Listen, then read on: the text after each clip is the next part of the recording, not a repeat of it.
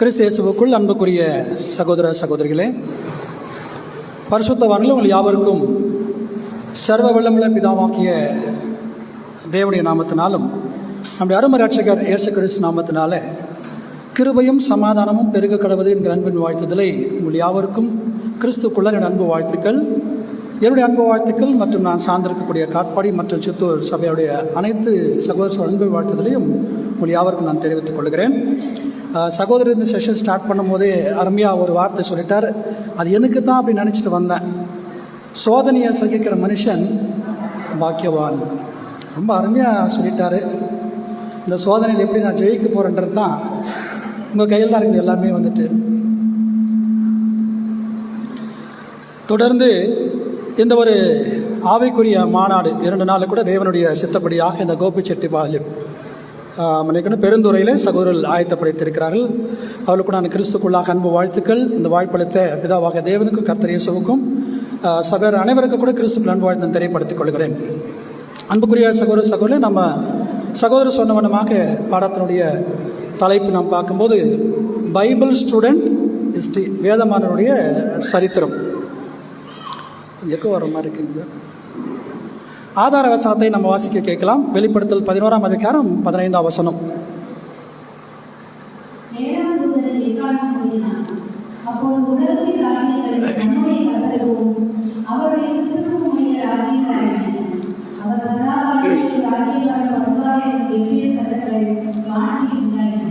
அன்புக்குரிய சகோதர சகோதரே, நீங்கள் எந்த அளவுக்கு ஒத்துழைப்பு கொடுத்தீங்கன்னா அந்த அளவுக்கு நானும் வந்துட்டு சீக்கிரமாக அந்த பாடத்தை முடிச்சிடுவேன். ஏன்னா நிறைய ஸ்லைடு இருக்குது.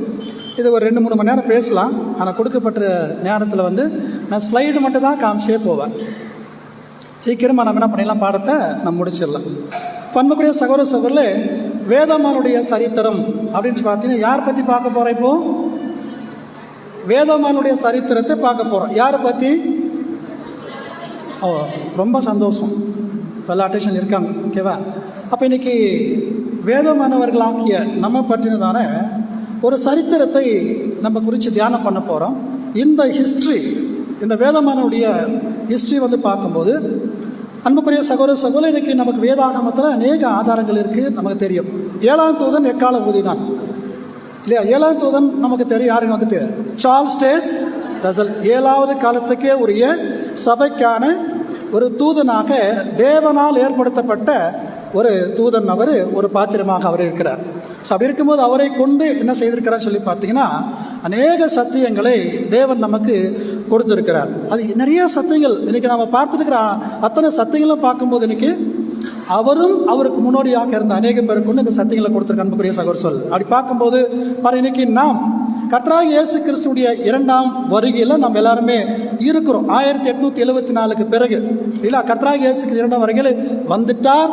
அந்த வந்திருக்கக்கூடிய காலத்தில் நம்ம வாழ்ந்து கொண்டிருக்கிறோம் அப்படின்னு சொல்லி பார்க்குறோம். அதான் சொல்ல 7ஆம் தூதன் எக்காலம் ஊதினான் அப்படின்னு பார்க்கும்போது அந்த 7வது காலத்துக்கே ஒரு இதான சத்தம், த ட்ரம்பெட் அப்படின்னு பார்த்தீங்கன்னா ஜூப்ளி ட்ரம்பெட் அப்படின்னு சொல்லுவாங்க. யூப்ளினுடைய எக்காலம், அப்பேற்பட்ட ஒரு எக்காலத்தினுடைய காலத்தில் ஒரு மிகப்பெரியதான ஒரு சத்தியம் பாருங்க. அன்னைக்கு அவர் ஊதினதான சத்தம் இன்னைக்கு வரைக்கும் என்ன இதுன்னு பார்த்தீங்கன்னா அது கேட்டுக்கொண்டே இருக்கு அன்புக்குரிய சகோதர சொல். சரி, இப்போ இந்த காலகட்டத்தில் என்னெல்லாம் நடக்கணும் அப்படின்னு சொல்லி பார்த்தீங்கன்னா கர்த்தராகிய இயேசு கிறிஸ்துடைய 2ஆம் வருகை. அவர் இப்போ என்ன செய்திருக்கிறான்னு சொல்லி பார்க்கும்போது மனவாட்டியாகிய சபையை 7வது காலகட்டத்தில் கூட்டி சேர்க்கிற வேலை, மாம்சீகமான இஸ்ரவேல் ஜனங்களை கூட்டி சேர்க்கிற வேலை, அதே போல் ஆவிக்குரிய இஸ்ரவேலுக்கு நம்ம கூட என்ன செய்திருக்கிறாருன்னா அவரை கூட்டி சேர்த்து கொண்டிருக்கிறதான வேலை அவர் செய்து கொண்ட அன்புக்குரிய சகோதரர். அதை சொல்கிறாரு.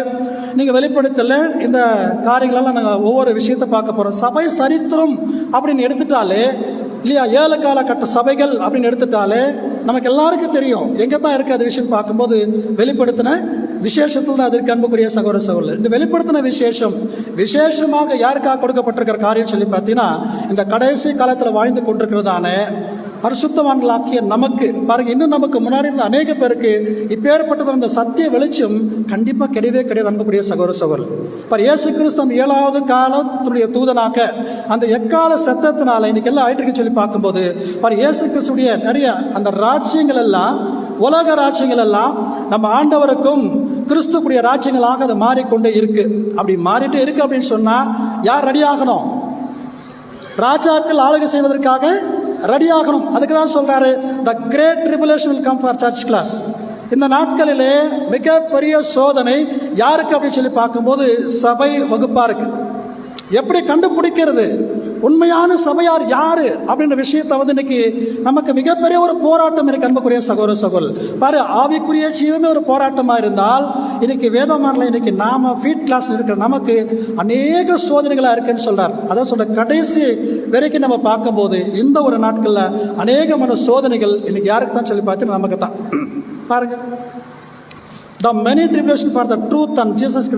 நிறைய சத்தியங்களால் இன்னைக்கு நமக்கு ஒரு சோதனை. ஆனால் நம்மோட கூட யார் இருக்கிறாங்க? கர்த்தர் இயேசு சொல்றாரு, 2ஆம் பிரசன்னத்தில் வருகையில் வந்துட்டு நான் இருக்கிறேன், நீங்க என்ன பண்ண விடாதீங்க, நீங்க சத்தியத்துக்காக மட்டும் நிற்கணும், நான் உங்களோட கூட இருக்கிறேன் அப்படின்னு சொல்றார். அவர் lord is telling, don't worry, don't fear, கவலைப்படாதீங்க, நான் உங்களோட கூட இருக்கிறேன், இல்லைங்களா? ஆனால் ஒரே ஒரு விஷயம் மட்டும் தான் நீங்கள் செய்ய வேண்டியது, உங்களுடைய விசுவாசத்தில் முடிவை பரிந்தும் நிலைத்து இருக்க வேண்டும். அன்புக்குரிய சகோதர சகோதரர், இப்படியாக பார்க்கும்போது இப்போ நாம் அந்த வெளிப்படுத்தின விசேஷத்தில் வேதமனுடைய சரித்திரத்தை பார்க்கறதுக்கு முன்னாடி சபையினுடைய சரித்திரத்தை ஒரு சின்ன சுருக்கு என்ன பண்ணலாம், நம்ம பார்த்துட்டே போகலாம். அன்புக்குரிய சகோதர சகோதரர், நீங்கள் அப்படியே தூங்கிட்டே இருந்தீங்கன்னாக்கா நான் என்ன பண்ணிருப்பேன், ஸ்லைடு ஓட்டிகிட்டே போயிடுவேன். ஓகேங்களா, முடிஞ்சிச்சு, ஆமேன் அப்படின்னு சொல்லிடலாம். தூங்காமல் இருந்தீங்கன்னா நிறைய சத்தியத்தை நம்ம கற்றுக்கலாம். அன்புக்குரிய சகோதர சகோதரர், சரி, வெளிப்படுத்தினுடைய ஒரு சின்ன சுருக்கம் என்னன்னு பார்த்தீங்கன்னா, வெளிப்படத்தில் எத்தனை அதிகாரங்கள் மொத்தம்? ரொம்ப சொந்தம் 22 அதிகாரங்கள். பாருங்க, அது 3 பிரிவாக பிரிக்கப்பட்டிருக்கு. முதலாவது ஃபர்ஸ்ட் சாப்டர் நீங்கள் பார்க்கும்போது என்ன கதை, வெளிப்படத்தினுடைய இன்ட்ரோடக்ஷன், அறிமுகம். அதில் தான் பார்க்கும்போது கர்த்தர் இயேசு 7 சபைகள், அந்த 7 சபைகளுக்கு அவர் எப்படி இருக்கிறான விஷயத்தை அங்கே சொல்லப்பட்டிருக்கு. அதுக்கு தான் நான் பார்க்கும்போது 2வது சாப்டர்லேருந்து 2nd சாப்டர்லேருந்து பார்க்கும்போது 13வது அது வரைக்கும் பார்க்கும்போது என்ன காலங்க, டோன்ட் வரி, நீங்கள் சொல்கிறது கூட போட்டுடுறேன். காஸ்பல் ஏஜ், சுவிசேஷகத்தை அது குறிக்கு. இப்போ அது சுவிசேஷகம் முடிந்து அடுத்ததாக நான் பார்க்கும்போது வெளிப்படத்தில் 14 முதல் 19 வரை இருக்கிற சாப்டர்ஸ் நீங்கள் பார்த்தீங்கன்னா சுவிசேஷகத்தினுடைய அறுவடை, காஸ்பல் ஏஜ் ஹார்வெஸ்ட். என்னென்ன மீதியாக இருக்குங்க, என்னென்ன மீதிங்க? இப்போ அந்த காலத்தில் தான் நம்ம இருக்கிறோம். சுவிசேஷகத்தினுடைய அறுவடையின் காலத்திலையும் அது நெக்ஸ்ட் பார்க்கும்போது வெளிப்படத்தில் 20 மற்றும் 22வது அதிகாரம் பார்த்தீங்கன்னா மெசானிக் ஏஜ் பார்க்கும்போது இனி வரக்கூடிய காலம், அதாவது நம்மை முன்குறித்து வைக்கப்பட்டிருக்கதான் மிகப்பெரிய ஒரு காலம். அதாவது சொல்ல அன்புக்குரிய சகோதர சொல்ல வசனத்தை மட்டும் நோட் பண்ணிக்கோங்க. வெளிப்படுத்தல் 1ஆம் அதிகாரம் 16வது வசனம் பார்க்கும்போது ஆசியாவில் இருக்கிற 7 சபைகள், அது என்ன சபையில் நம்ம கீழே பார்க்க போகிறோம். இப்போ ஆசியாவில் இருக்க 7 சபைகள்னு சொல்லி பார்த்தா, ஆசியா என்றால் என்ன? சரி, ரொம்ப சந்தோஷம் பாருங்க, இல்லையா? சேர்ச்சில் இருக்கிற அப்படின்னு அர்த்தம். இன்னைக்கு நாம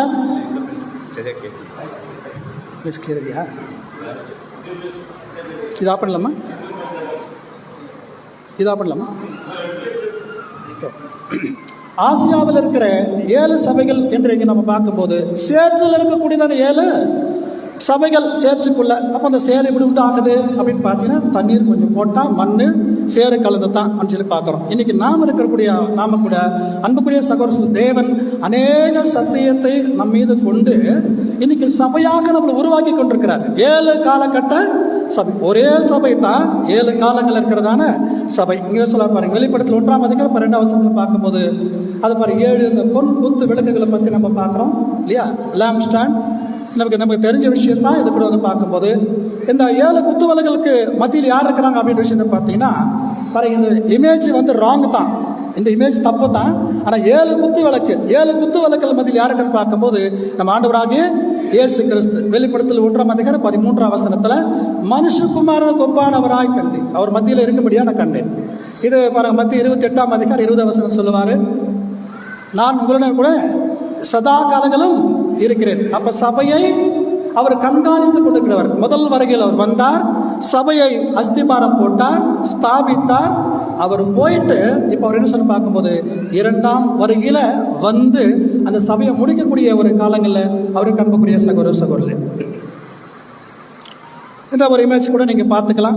ஆசியாவில் உள்ள 7 சபைகள் அப்படின்ற விஷயம், எந்தெந்த சபை எங்கே இருக்குது அப்படின்ற விஷயத்த ஒரு சின்ன ஒரு மேப் வழியாக எந்த அளவுக்கு தெரியுதுன்னு தெரியல, பேக்கில் பார் 7 காலங்கள் இருக்கக்கூடிய அந்த சபைகளை பற்றி இங்கே சொல்லிட்டு இருக்கிறார். என்னென்ன சபை? எபேசு, சிமிர்னா, பெர்கமு, தியத்தீரா, சார்டிஸ், பிலதெல்பியா, லவோதிக்கேயா. இந்த 7 சபைகள் பார்க்க. நாம் என்ன சபை? 7வது சபை என்ன சபைங்க? லவோதிக்கேயா. தேங்க்யூ. அப்போ லவோதிக்கேயா சபையில் காலகட்டம் இருக்கிறோம். இப்போ முதல் சபை அதனுடைய தூதன் யாருன்னு சொல்லி பார்க்கலாம். சரிங்களா? யாருங்க? எபேசு சபை. அப்போஸ்தலனாகிய பவுல் காலம். இது நமக்கு எல்லாருக்கும் தெரிந்த சபையினுடைய அந்த சரித்திரத்தில் காலங்கள் 7 சபைகள் அப்படின்னு பார்த்தீங்கன்னா ஒரே சபை காலங்களாக பிரிக்கப்பட்டிருக்கு. புதுசாக இருக்கிறவங்க புரிஞ்சுக்காம 7 சபையா இல்லை, ஒரே சபை 7 காலங்கள் இருக்கக்கூடிய சபையாக பிரிச்சிருக்கிறார். அப்போஸ்தலனாகிய பவுல் பாருங்க இதுக்குடைய தூதராக இருக்கிறார். 33 AD to 70 AD. ஒரு சிலர் சொல்லுவாங்க 67 AD. It's not a major difference இல்லையா? அந்த ஒரு காலத்தை பார்க்கும். 2வது சபை சிமெர்னா. இதனுடைய தூதன் யாருங்க? கடைசி அப்போஸ்தல் நம்ம பார்க்குறோம். அப்போஸ்தலனாகிய யோவான். அவர் தான் அவர் வாழ்ந்த ஒரு காலம் நமக்கு தெரியும்.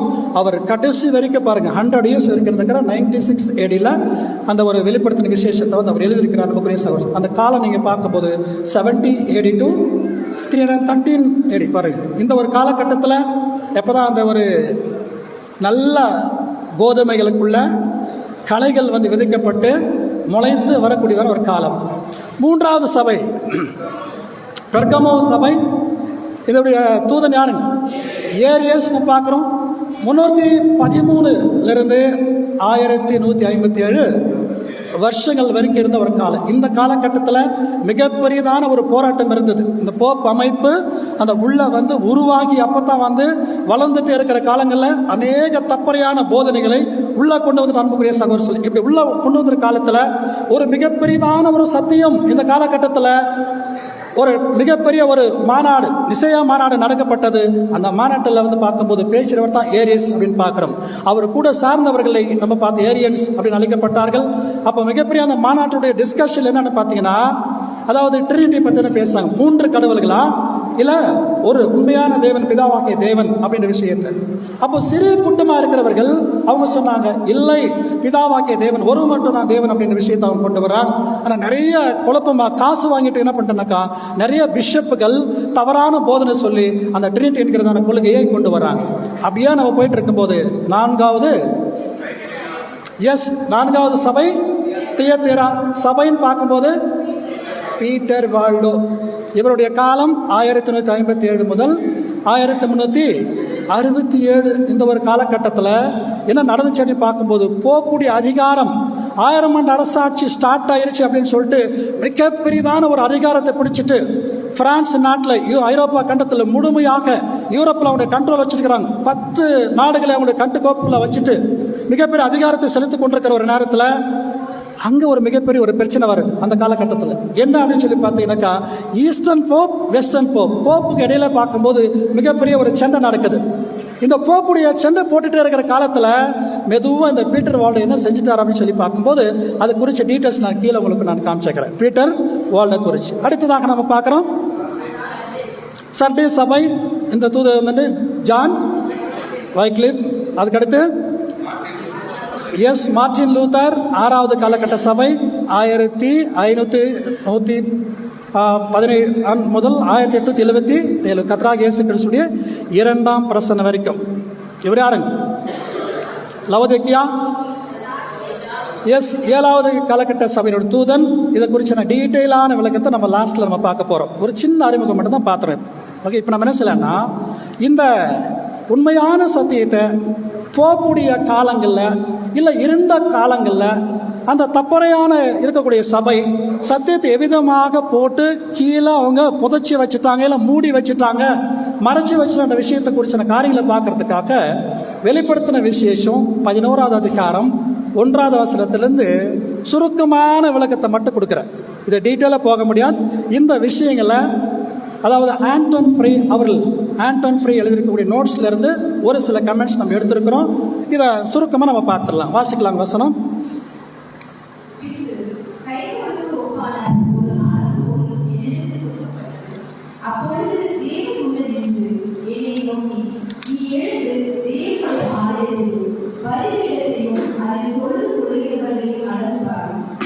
அன்புக்குரிய சகோதர ஒரு திருவரார் அவர் கையில் நீங்கள் பார்த்தீங்கன்னாக்கா ஒரு கைக்கோல் போன ஒரு கோலினாக தான் அவர் கையில் வந்து கொடுக்கப்படுது. இதுக்கு முன்னாடி அதிகாரத்தில் நீங்கள் பார்த்தீங்கன்னாக்கா 10ஆம் அதிகாரத்தில் கர்த்தராகிய இயேசு கிறிஸ்து பலமுள்ள ஒரு தூதனாக அவர் இறங்கி வருகிறார். சிங்கத்தை போல என்ன செய்கிறாருங்க, அவர் ஒரு கர்ஜனை அவர் கொடுக்கறத பார்க்குறோம். நீங்கள் 6வது வசனத்தில் 10ஆம் அதிகாரம் 6வது வசனத்தில் பார்க்கும்போது ஒரு வசனம் சொல்லுவார், இனி காலம் செல்லாது. இல்லையா அன்புக்குரிய சகோதர சகோதரி, இனி காலம் செல்லாது. இதுதான் ஒரு டைட்டில் அந்த கொடுக்கப்பட்ட விஷயம். அப்படியே சொல்லிட்டு வரும்போது தான் இந்த ஒரு 1ஆம் வசனத்தை சொல்றாரு, கைக்கோலுக்கு ஒப்பான ஒரு கோலை வந்துட்டு அவர் கொடுக்குறாரு. தேவதூதன் பாருங்க என்னோட நோக்கி, நீ எழுந்து தேவாலயத்தை அலைந்து பார் அப்படின்றார்.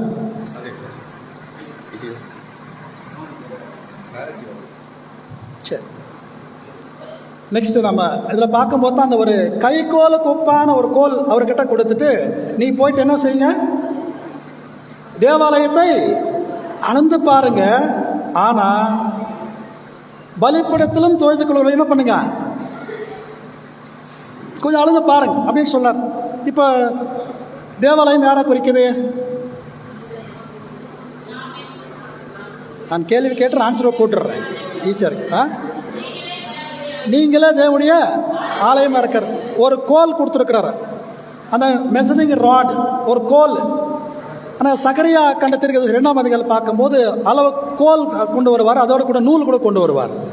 நூல் என்ன பண்ணிடலாம், எப்படி வளைஞ்சாவது மெஷர் பண்ணிடலாம். ஆனால் கோல், ஆனால் இந்த கோல் எப்பேற்பட்ட கோல் அப்படின்றத நீங்கள் பாருங்கள், பார்த்தா தெரிஞ்சுன்னு பார்க்கும்போது. அதாவது இன்றைக்கி என்ன சொல்லணும்னு பார்த்தீங்கன்னா, தேவனுடைய சத்தியத்தை கொண்டு ஆலயத்தை அளந்து பார் அப்படின்னு சொன்னால் நம்மை நாமே என்ன செய்யணும், அளந்து பார்க்கிறவர்களாக நாம் இருக்க வேண்டும். அன்புக்குரிய சகோதர சகோதரி, முதலாவதாக இஸ்ரவேல் ஜனங்களை அளந்து பார்க்கணும்னு சொல்லி வந்தார்.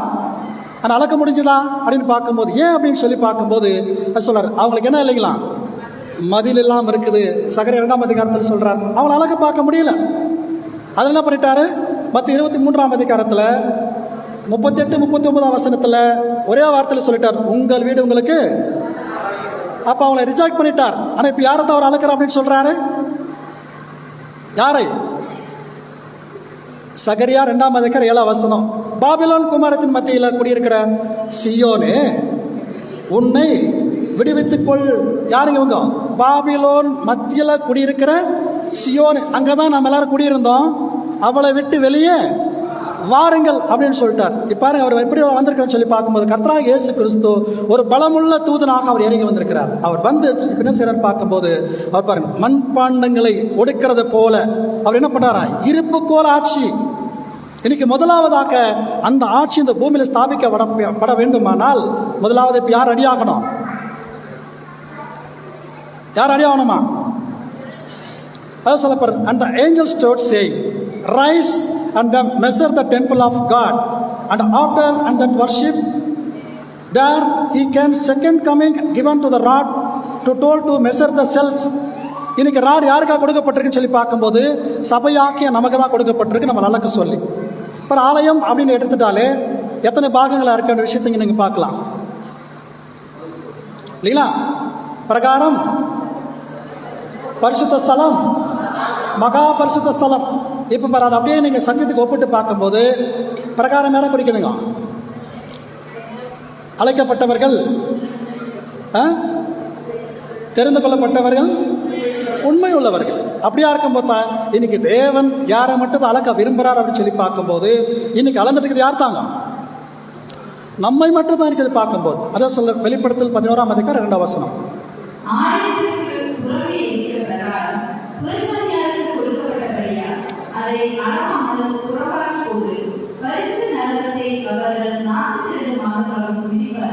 அன்புக்குரிய சகோதர சகோதரர்களே, கொஞ்சம் அந்த வார்த்தைகளை மட்டும் கவனிங்க.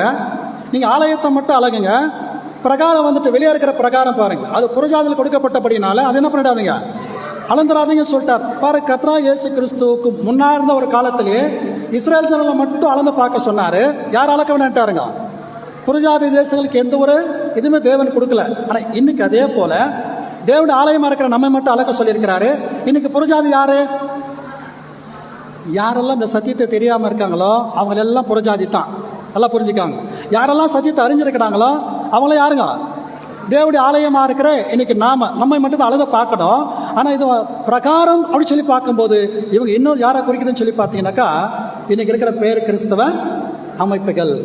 அதை இப்போ என்ன பண்ண வேண்டாம், அளக்காது. ஏன் அப்படின்னு சொல்லி பார்க்கும்போது, அவர்கள் பரிசுத்த நகரத்தை எத்தனை மாதம்?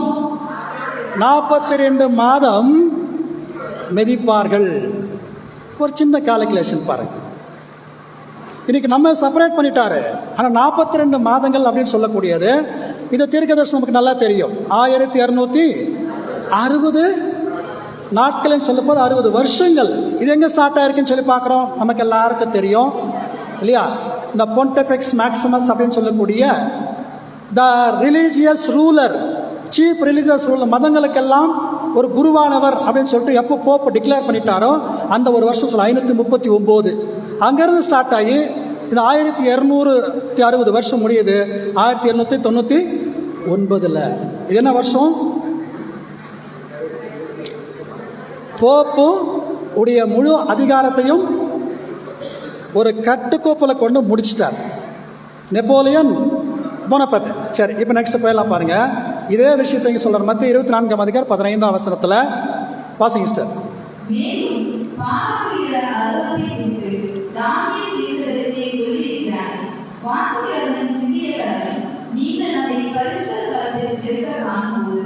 இதான் இருக்குது. எந்த காலத்தில் இந்த போப்பு அதிகாரத்துக்குள்ள வந்து தப்பறையான போதனையெல்லாம் கொண்டு வந்து பரிசுத்த ஸ்தலத்தில் நிற்க காணும் போது அப்படின்னு சொல்லி பார்த்தீங்கன்னா, பரிசுத்த ஸ்தலம் எங்கே இருக்கு? நீங்களே தேவனுடைய ஆலயம். பரிசுத்த ஸ்தலம் எங்க? இருதயத்தில். அவனுடைய இன்னைக்கு தப்பறையான போதனை சாத்தானால் ஏற்படுத்தப்பட்டிருக்கிற இன்னைக்கு சபை இன்னைக்கு தப்பையான போதனை நம்முடைய இருதயங்களை விட்டுட்டான். இன்னைக்கு அவளை அட்டாக் பண்ணியாச்சு, நீங்க முடிச்சாச்சு. அதான் சொன்னார் வெளிப்படுத்தல் 13 அதிகாரம் வசனம் 5 முதல் 7 வசனங்கள் நீங்கள் நோட் பண்ணி வச்சுக்கலாம். இதெல்லாம் தெரிஞ்ச விஷயத்தான். அந்த ஒரு காலகட்டங்களில் என்ன நடந்துச்சு அப்படின்ற விஷயத்த நீங்கள் வெளிப்படுத்தல் 12 அதிகாரம் நமக்கெல்லாம் பரிச்சயமான விஷயம். அதுக்கடுத்து 13 அதிகாரத்தில் இது தெரியும். இந்த ஒரு காலகட்டத்தில் என்ன பண்ணிட்டான்னு பார்த்தீங்கன்னாக்கா, பரிசுத்த வேதாகமத்தை ஒரு இருண்ட காலத்தில் மறைக்கப்பட்டு வைத்திருந்த ஒரு காலம். அதான் சொல்லிட்டாரு, தேவனுடைய பிள்ளைகளை மட்டும் அளந்துப்பாரு, புறஜாதிகள் என்ன பண்ண வேண்டாம். புறஜாதிகள் அப்படின்னு சொல்லப்படக்கூடிய விஷயமே பார்த்தீங்கன்னாக்கா இதை குறிக்குது. இந்த பேர் கிறிஸ்த அமைப்புகள் அன்புக்குரிய சகோதர சகோதரர், அன்னைக்கு யாரை மட்டும் அளக்கணுமா? அடுத்து பாஸ்வேர்ட் ஸ்டடிஸ் எல்லாம் வருது இல்லை, நிறைய மெமோரி ஸ்டடிஸ் பண்ணுறோம் இல்லைங்களா? நம்மை நாமே நிதானித்து அறிந்தா நாம் நியாயத்திற்க போடும். அப்போ அதனால் நம்ம என்ன செய்யலாம்? உடனே வந்துட்டு என்ன செய்யலாம்? ஸ்லைடில் அப்படியே பார்த்துட்டே இருங்க. என்ன பண்ணலாம்? நம்மை நாமே சோதித்து ஆராய்ந்து பார்க்கணும். ஆனால் இந்த காலத்தில் நமக்கு வந்திருக்கிற மிகப்பெரிய சோதனை தெரியுமா? கொஞ்சம் நேரம் கிடைச்சா போதும். கொஞ்சம் நேரம் கிடைச்சா போதும். இது மிகப்பெரிய விஷயம். The self-conscious mind, sometimes they forget we are the new creature. They doing against God. இன்னைக்கு என்ன பண்ணிட்டு இருக்காங்க? டெக்னாலஜி நல்லது தான். ஆனால் இன்னைக்கு செல்போன்ஸ் இன்னைக்கு என்ன பண்ணிட்டு எல்லாரையும் பார்க்கும்போது நம்முடைய முழுமையான நேரத்தை தேவனுக்கு பலி செலுத்தாதபடிக்கு நம்ம நேரத்தை என்ன பண்ணிருக்கிறது? நல்லது தான். அதுக்குள்ள நிறைய விஷயம் இருக்குது செல்ஃபோனில் நான் பார்க்கும்போது. பாருங்கள், ஒருத்தர் முகத்தை பார்க்குறாங்களா? நான் கவனிச்சிட்டே வருவேன். ட்ரெயினில் பார்த்தாலும் பஸ்ஸில் பார்த்தாலும் பார்ப்பேன். அவங்கள பார்த்துட்டு என் செல்ஃபோனை பாக்கெட்டில் போட்டுக்குவேன்.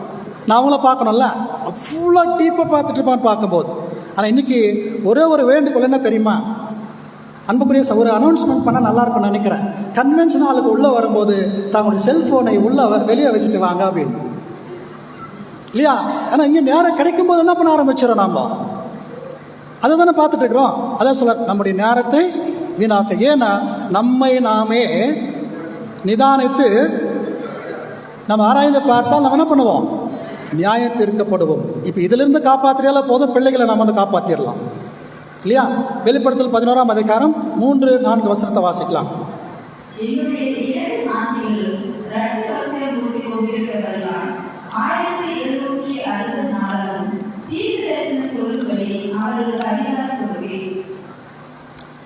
இப்போ ஒரு முக்கியமான ஒரு விஷயத்துக்குள்ள போனார்.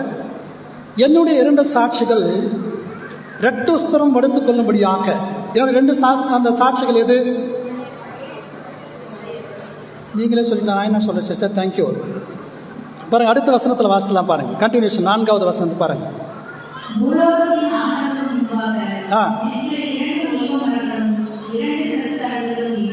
பார்த்தீங்களா, 2 ஒலிவா மரங்களும் 2 விளக்குத்தண்டுகளும் இவர்களே. எவர்கள்? முன்னாடி நீங்க பார்த்தீங்களே, என்ன 2 சாட்சிகள் இருக்கு. அவளுக்கு என்ன பண்ணிட்டாங்க? ரெட்டு உடுத்திட்டாங்க அப்படின்னு சொல்றார். ரெட்டு எப்போ உடுத்து கொள்ளுவாங்க? எப்போ ரெட்டு உடுத்து கொள்ளும்? பழைய ஏற்பாடு காலம் நம்ம நல்லா தெரியும். துக்கம் வந்துருச்சு என்ன பண்ணுவாங்க? ரெட்டு உடுத்துக்குவாங்க. நம்முடைய டியர் யோபு இருக்கார் இல்லையா, பழைய ஏற்பாட்டில் ஓவர் பிரச்சனை அவருக்கு. என்ன பண்ணிட்டாருங்க? ரெட்டு உடுத்துட்டு சாம்பல்ல உக்காண்டார். அதே போல தான் இந்த 2 காலத்தில் 1260 வருஷங்களில் எதுக்கு இப்போ ரொம்ப பிரச்சனை வந்தாச்சு? ஏன் அப்படின்னா, இந்த போப் அமைப்பானது இந்த பரிசுத்தமான வேதாகமத்தை அவங்க எடுத்து என்ன பண்ணிட்டான்னு பார்க்கும்போது கீழான நிலை கொண்டு போயிட்டாங்க. நல்லா கவனிங்க, இந்த வார்த்தை பயன்படுத்துகிறேன், நீங்கள் தப்பாக எடுத்துக்கூடாது. வேதாகமத்தை கீழான நிலைக்கு கொண்டு வந்துட்டாங்க. ஏன்னா தாங்களுடைய தப்பறையான போதனை மேலாக கொண்டு வருவதற்காக கர்த்தருடைய வார்த்தைகளை என்ன பண்ணுறான்னு பார்த்தீங்கன்னா சொல்கிறேன். அதுக்கு என்ன வார்த்தை சொன்ன நம்ம யூஸ் பண்ணலான்னு பார்க்கலாம். இதே ஒரு விஷயத்தை பாருங்கள், சகரியா 4ஆம் அதிகாரத்தில் இருக்குது. நான் ஃபுல்லாக போடலை, சுருக்கமாக போனதுக்கு போட்டிருக்கிறேன். இதே விஷயத்தை அங்கே சொல்கிறார். நீங்கள் வேணால் வாசிங்க சிஸ்டர். அது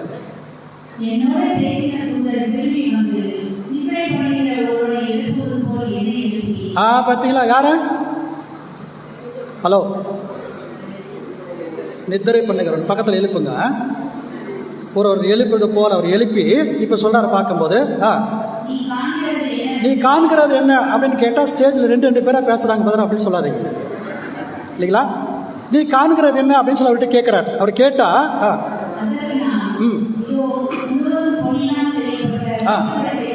பார்த்தீங்கன்னா பொண்ணுனால செய்யப்பட்ட ஒரு குத்து விளக்கு என்ன பண்ணுறேன் காண்கிறார். இப்போ நம்ம என்ன பாடம் பார்த்துருக்குறோம்?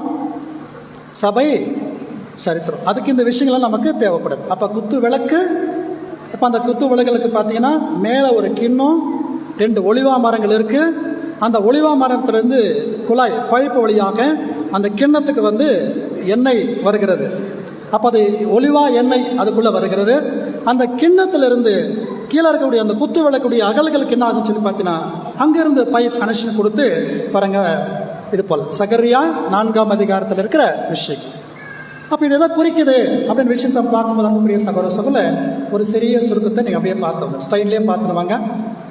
நீங்கள் சொல்லிட்டீங்க இல்லையா, 2 ஒலிவா மரங்களும் என்னுடைய 2 சாட்சிகளாம். 2 சாட்சி. அவர் சொல்கிறார் தேவனுக்கு என்ன சாட்சிங்க? அது ஒன்று பழைய ஏற்பாடு, இன்னைக்கு 2 அந்த புதிய ஏற்பாடு. இது என்ன ஆச்சுன்னு சொல்லி பார்க்கும்போது 1260 வருஷம் அது என்ன குறித்து சாட்சி சொல்லிட்டே வந்துச்சேன்னு சொல்கிறார். அதுக்கு முன்னாடியும் சொல்லியிருக்குது, அதுக்கு பின்னாடியும் சொல்லிட்டு இருக்குது. காது உள்ளவன் பார்த்தீங்களா? ஆனால் நிறைய பேருக்கு என்னாச்சுன்னு பார்த்தீங்கன்னா கேட்கக்கூடிய காது இல்லாமல் போய் அன்புக்குரிய சகோதர பாரு. இந்த ஒரு காலகட்டத்தில் யார் ரெட்டு உத்தரவு அடித்துவான்னு சொல்லி நம்ம கேட்டோம் இல்லைங்களா? ரொம்ப உபத்திரவத்தில் பாடுகள் கஷ்டத்தில் இருக்கிறவங்க. அந்த 2 சாட்சிகளும் அந்த இருண்ட காலத்தில் ரெட்டு உஸ்திரம் எடுத்துக்கிச்சு அப்படின்னு சொல்கிறாங்க. ரொம்ப பிரச்சனையான ஒரு காலம். எதுக்கு? தேவனுடைய சாட்சிகள் பழைய ஏற்பாட்டுக்கும் புதிய ஏற்பாட்டுக்கு வந்துருச்சு அப்படின்னு சொல்லுவோம். அந்த காலகட்டத்தில் என்ன செய்ய பார்க்கும்போது பரிசுத்த வேதாகமத்தை இந்த போப் அமைப்பு வேதாகமத்தை யாருமே படிக்கக்கூடாது, நாங்கள் சொல்கிறது தான் கேட்கணும் அப்படின்றதுக்கு என்ன பண்ணிட்டாங்கன்னாக்கா இதை அவங்களுடைய ஓன் லாங்குவேஜ், டெட் லாங்குவேஜ் அப்படின்னு சொல்லுவாங்க. அந்த டெட் லாங்குவேஜில் என்ன பண்ணிட்டாங்க, அதை அப்படியே மூடி போட்டாங்க. அந்த லாங்குவேஜ் என்னங்க? லத்தீன் பாஷை. லத்தீன் பாஷையில் போட்டாங்க. இப்போ அதை குறித்து நான் பார்க்கல பாருங்க என்ன சொல்கிறேன். அந்த 7 குத்து விளக்குகள், 7 சபைகள். அந்த 7 சபைகளுக்கு இங்கே இருந்தால் இப்போ என்ன வருது அப்படின்னு பார்த்தீங்கன்னா அகல் கிட்ட இருந்து வருது. அகல் யாரை குறிக்குதுங்க? தலையாகிய கிறிஸ்து. கிறிஸ்து கிட்ட இருந்தால் அந்த சத்தியம். கர்த்தர் இயேசுக்கு எப்போ சத்தியம் கிடைச்சது? இயேசு கிறிஸ்து போய் ஞானஸ்தானம் எடுத்த உடனே புறாரூபம் கொண்டு பரிசுத்தாக அவருக்கு மேலே வந்தது. அவர் எங்கே போயிட்டாருங்க? பரிசுத்தாக எங்கே போயிட்டாருங்க? பைபிள் ஸ்டடி பண்ண போயிட்டார். பரிசுத்தாக எங்கே போயிட்டாருங்க? பைபிள் ஸ்டடி பண்ண போயிட்டார். ஃபஸ்ட்டு பைபிள் ஸ்டூடெண்ட் யார் தெரியுமா? கர்த்தராகிய இயேசு. ரொம்ப தரவாக படிச்சிட்டார். என்ன செய்யணும், ஃபுல்லாக பிளான் பண்ணிட்டார். 3.5 வருஷத்தில் அவருடைய பிளான் போட்டார், ஸ்கெட்ச். இது தாங்க தேவன் செய்ய வேண்டிய ஒரு காரியம் அப்படின்னு சொல்லி பாருங்க. அப்படியே தேவன் கொடுத்துட்டார் அவருக்கு. அந்த தலைக்கிட்ட இருந்து இறங்குற விஷயம் தான் பெந்தோகோஸ்து நாளில் 12 பாருங்க அப்போஸ்தலர்கள் குடியிருக்கும் போது பரிசுத்த ஆவி அவங்க மேலே வந்தது. தொடர்ந்து சுவிசேஷக்கு முழுவதுமாக 7 காலகட்ட சபைகளுக்கு நம்ம பார்க்குறோம். பரிசுத்த ஆவி எப்படியாக வந்ததுன்னு சொல்லி பார்க்குறோம். சிம்பிளாக புரிஞ்சுக்கணும். பழைய ஏற்பாடு புதிய ஏற்பாடு அப்படின்னு சொன்னால் வேறு எதுவுமே இல்லை. நம்முடைய மூத்த சகோதரர் ரசல் அவர் சொல்லிட்டார், the divine plan of the ages. இதான் பைபிள், இதான் பைபிள். சுருக்கமாக அவர் போட்டு சொல்லிட்டார் பார்க்கும்போது. இப்போ நமக்குள்ளே கூட அதே தான் இருக்கணும். தலையிலிருந்து என்ன வருது அப்படின்னு சொன்னால் நமக்குள்ளே என்ன இருக்கணும்? பிலிப்பியர் 2:5 நமக்குள்ளே இருக்கணும். கிறிஸ்து இயேசுவிலிருந்து சிந்தை உங்களில் இருக்க கடவுள். அப்போ அவருக்கு என்னெல்லாம் இருந்துச்சோ அதே விஷயம் இன்னைக்கு நமக்கு இருக்க. நண்புக்குரிய சகோதர சகோதரர், 7 காலகட்ட சபையிலுமே கர்த்தராகிய இயேசு கிறிஸ்து தம்முடைய பரிசுத்த ஆவியை கொண்டு, நான் போய் உங்களுக்கு என்ன அனுப்புகிறேன், தேச்சரவாளனை அனுப்புகிறேன்னு சொன்னாலே அந்த தேச்சரவாளனை கொண்டு தான் இன்னைக்கு அவருடைய சபையை லீட் பண்ணிட்டு அவர். அன்புக்குரிய சகோதர சகோதரர், பர இயேசு கிறிஸ்து முதல் வருகையில் வந்துட்டு என்ன பண்ணிட்டு போனாருங்க, அஸ்திபாரம் போட்டார். 2ஆம் வருகையில் வந்து என்ன பண்ணுறாங்க, வந்துட்டு அவர் சபையை முடிச்சுட்டே இருக்கிறார். அது சீக்கிரத்தில் சபை என்னாக போதுங்க, முடியக்கூடிய ஒரு காலகட்டத்துக்குள்ளே வந்துருக்கிறோம். இப்போ நாம் என்ன செய்யணும், கொஞ்சம் தெரிஞ்சுங்க, அதை படிங்களா, படிங்க சிஸ்டர்.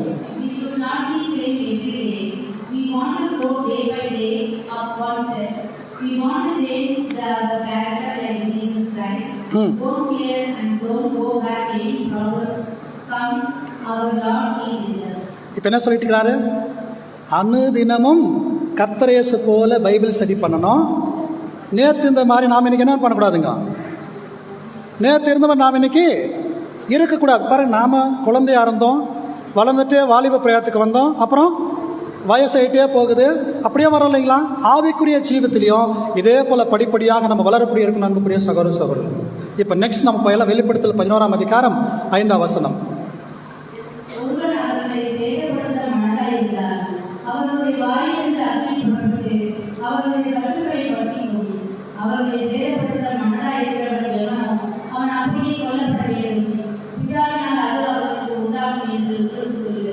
யாராச்சும் ஒருவன் அதுக்கு விரோதமாக வந்து அதை சேதப்படுத்த விரும்பினால் அவளுடைய வாயிலிருந்து அக்கினி புறப்பட்டு வந்து என்ன பண்ணிடுமா, அதை பட்சிக்கும். அன்புக்குரிய சகோதரர், எதில் இருந்து எதை சேதப்படுத்த விரும்பினால், என்னுடைய 2 சாட்சிகள் இருக்குன்னு சொன்னார் இல்லையா. யாருங்க 2 சாட்சி? பழைய ஏற்பாடு. இப்போ அதுக்கு யாராச்சும் விரோதமாக செயல்பட்டா என்ன ஆயிடுவாங்க? அன்புக்குரிய சகோதர சகோதரர், வேதாகமத்துக்கு எத்தனையோ பேர்கள் வந்துட்டு இன்னைக்கு எதிர்த்து நின்று இருக்கிறாங்க. அவங்க அமைதியாக இருந்துட்டு பிரச்சனை இல்லைங்க, தேவராஜ்யத்தில் ஆசீர்வாதத்தை சைலண்டாக வாங்கிக்குவாங்க. அதுக்கு விரோதமாக செயல்பட்டாங்க அப்படின்னா என்ன ஆகிடும்? இன்னைக்கு இதே லாஜிக் நமக்கு கூட. அதனால தான் அநேகர் போதகர் ஆகாது இருக்காதுன்னு சொல்ல, அவர் ஆன மாதிரி நினச்சிக்காதுங்கன்னு சொல்கிறார் இல்லையா. அன்புக்குரிய சகோதரர் சொல்லி சொல்கிறார். நிறைய பேர் அப்படி செஞ்சுட்டு இப்போ நான் வந்து பார்க்கும்போது இப்போ மிகப்பெரிய ஒரு அமைப்பு என்ன ஆக போகுதுன்னு பார்த்தீங்கன்னாக்கா, அக்கினி வந்து பட்சிக்கப்பட போகுது அப்படின்னு சொல்கிறார். பாருங்க, anybody do anything against Bible, they will destroy by fire. அக்கினி வந்து எரிச்சுன்னு சொல்கிறார். அவருடைய வார்த்தைகள் அக்னியை போல் இருக்குது, சமட்டியை போல் இருக்குது. என்ன ஆகிடும் வந்து பார்க்கும்போது அதை நொறுக்கிடும். நிறைய நேரங்களில் பார்க்கும்போது வேத வசனம் வந்து தோற்று போயிட்ட மாதிரி தெரியும். இல்லை, என்றைக்குமே வேத வாக்கியம் என்ன பண்ண பண்ணுதுங்க, தோற்காது. அதுக்கு எதிராக செயல்படக்கூடியவர்கள் தோற்று போவார்கள், அழிந்து போவார்கள். அன்புக்குரிய சகோதர சகோதரர், பாரு தேவனுடைய வார்த்தை அதை வந்து என்ன செய்ய சொல்லி பாருங்க. ஏசாயா 55ஆம் அதிகாரம் 11ஆம் வசனம்.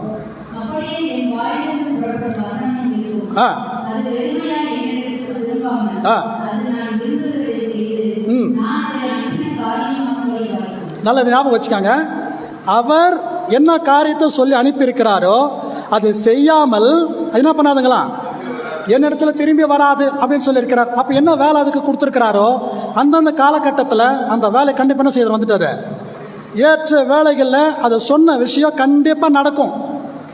அது தாமதித்தாலும்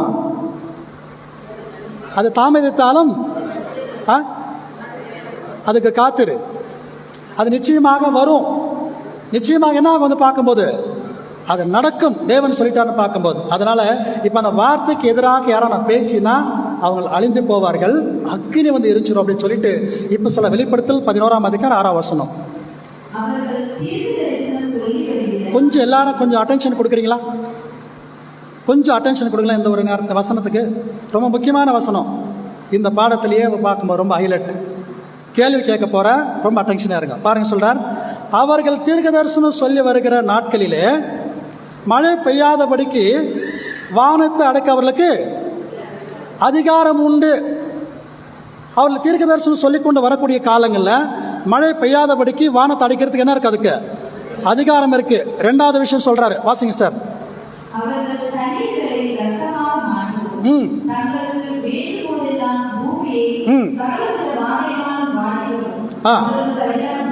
இப்ப நீங்களே சொல்லுங்க, மழை பெய்யாதபடிக்கு எந்த காலகட்டத்தில் நடந்தது?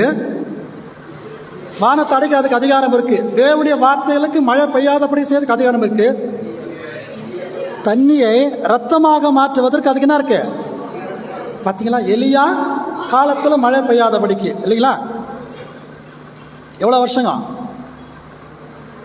3 வருஷம். வசனத்தை நீங்கள் நோட் பண்ணிக்கோங்க, நமக்கு எல்லாரையும் தெரியும். ஆகாப் ராஜா மோசமான ஒரு ராஜா, மோசமான இஸ்ரவேல் ராஜாக்களில் ரொம்ப மோசம்னு சொன்ன இவங்கள தான் சொல்லலாம். ஆகாப் எசபேல் வெளிப்படுத்தின விஷயத்தில் அவங்க பேர் வர்ற அளவுக்கு நல்லா பண்ணியிருக்கிறாங்க இல்லைங்களா? தேவன் ரெக்கார்ட் பண்ணியிருக்கிறார் பாருங்க, கரெக்டாக வந்து பார்க்கும்போது. அப்போ அவர் மழை பெய்யாதபடிக்கு அவர் ஜெபம் பண்ணியிருக்கிறார். அதை குறித்து பாருங்க, யாக்கோபு எழுதுறாரு 5ஆம் அதிகாரம் 17-18 வசனத்தில் சொல்றார். இதே போல் லூக்கா 4ஆம் அதிகாரம் 25ஆம் வசனத்தில் நமக்கு தெரியும் பாரு. அன்றியும் எலியாவின் நாட்கள் மட்டும் தானே இருக்குது, ஜெபம் பண்ணி மழை பெய்யாதபடிக்கு 3 வருஷம் அவர் நிறுத்தியிருக்கிறார். மறுபடியுமாக பாருங்க சொல்ற 1 ராஜாக்கள் 18ஆம் அதிகாரம் 1ஆம் வசனம். இதில் நமக்கு தெரியும், அவர் மறுபடியுமாக ஆகாபுக்கு முன்பாக வந்து ஜெபம் பண்ணி அவர் வந்துட்டு மழை பண்ணும்படியாக செய்கிறார். இது யாருக்கு ஒப்பிட்டு நம்ம பார்க்குறோம்? முன்னாடி பாடத்தில் ஒரு படிச்சு இல்லையா, மல்கியா தரிசன புத்தகம் 4ஆம் அதிகாரம் 5-6 வசனம். எலியா முந்தி வர வேண்டும். யார் அந்த எலியா? வருகிறவன் ஆக்கிய நீங்கள் விசுவாசிக்கிறது உண்டானால் இவன் தான் அப்படின்னு சொல்றார். மத்திய 14ஆம் அதிகாரத்தில் இதை குறித்து டீட்டெயிலாக கர்த்தராகிய இயேசு கிறிஸ்து சப்ஜெக்ட் பேசிட்டார். அப்போ அந்த காலகட்டத்தில் என்னாச்சுன்னு பார்த்தீங்கன்னாக்கா, மழை பெய்யாதபடிக்கு எவ்வளோ நாட்கள்? 3 வருஷம் வந்துட்டு மழை பெய்யாது இருந்ததா. அப்போ அது எது கம்பேர் பண்ணுற அந்த விஷயத்தை நீங்கள் பாருங்க. இங்கே சொல்கிறாருங்க, எலியா யாருக்கு அடையாளம் நம்ம பார்க்குறோம்? Church class. ஆனால் போட்டு இங்கே தான் சபையை குறிக்குது இல்லையா? எந்த நாட்களில் மழை பெய்யாதபடிக்கு பண்ணினாச்சு? 3 வருஷம், 1260 வருஷங்கள், 539 முதல் 1799 வரைக்கும். இந்த ஒரு காலகட்டத்தில் மழை வரல அப்படின்னா சுத்தமாக வந்துட்டு ட்ரை, சத்தியமே கிடையாத ஒரு காலம்.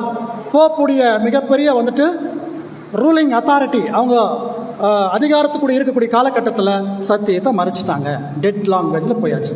அதான் குறிக்குது அந்த ஒலிவா மரங்கள் ரெண்டுமே ரெட்டு எடுத்துக்கூடிய 2 சாட்சிகளும் அது ஆயிடுச்சு அப்படின்னு சொல்கிறாரு. இப்போ அடுத்ததாக பார்க்கும்போது மோசேவுடைய காலத்தில் என்ன நினச்சி பார்க்கலாம் பாருங்க. மோசே காலத்தில் நினச்சிக்கலாம்,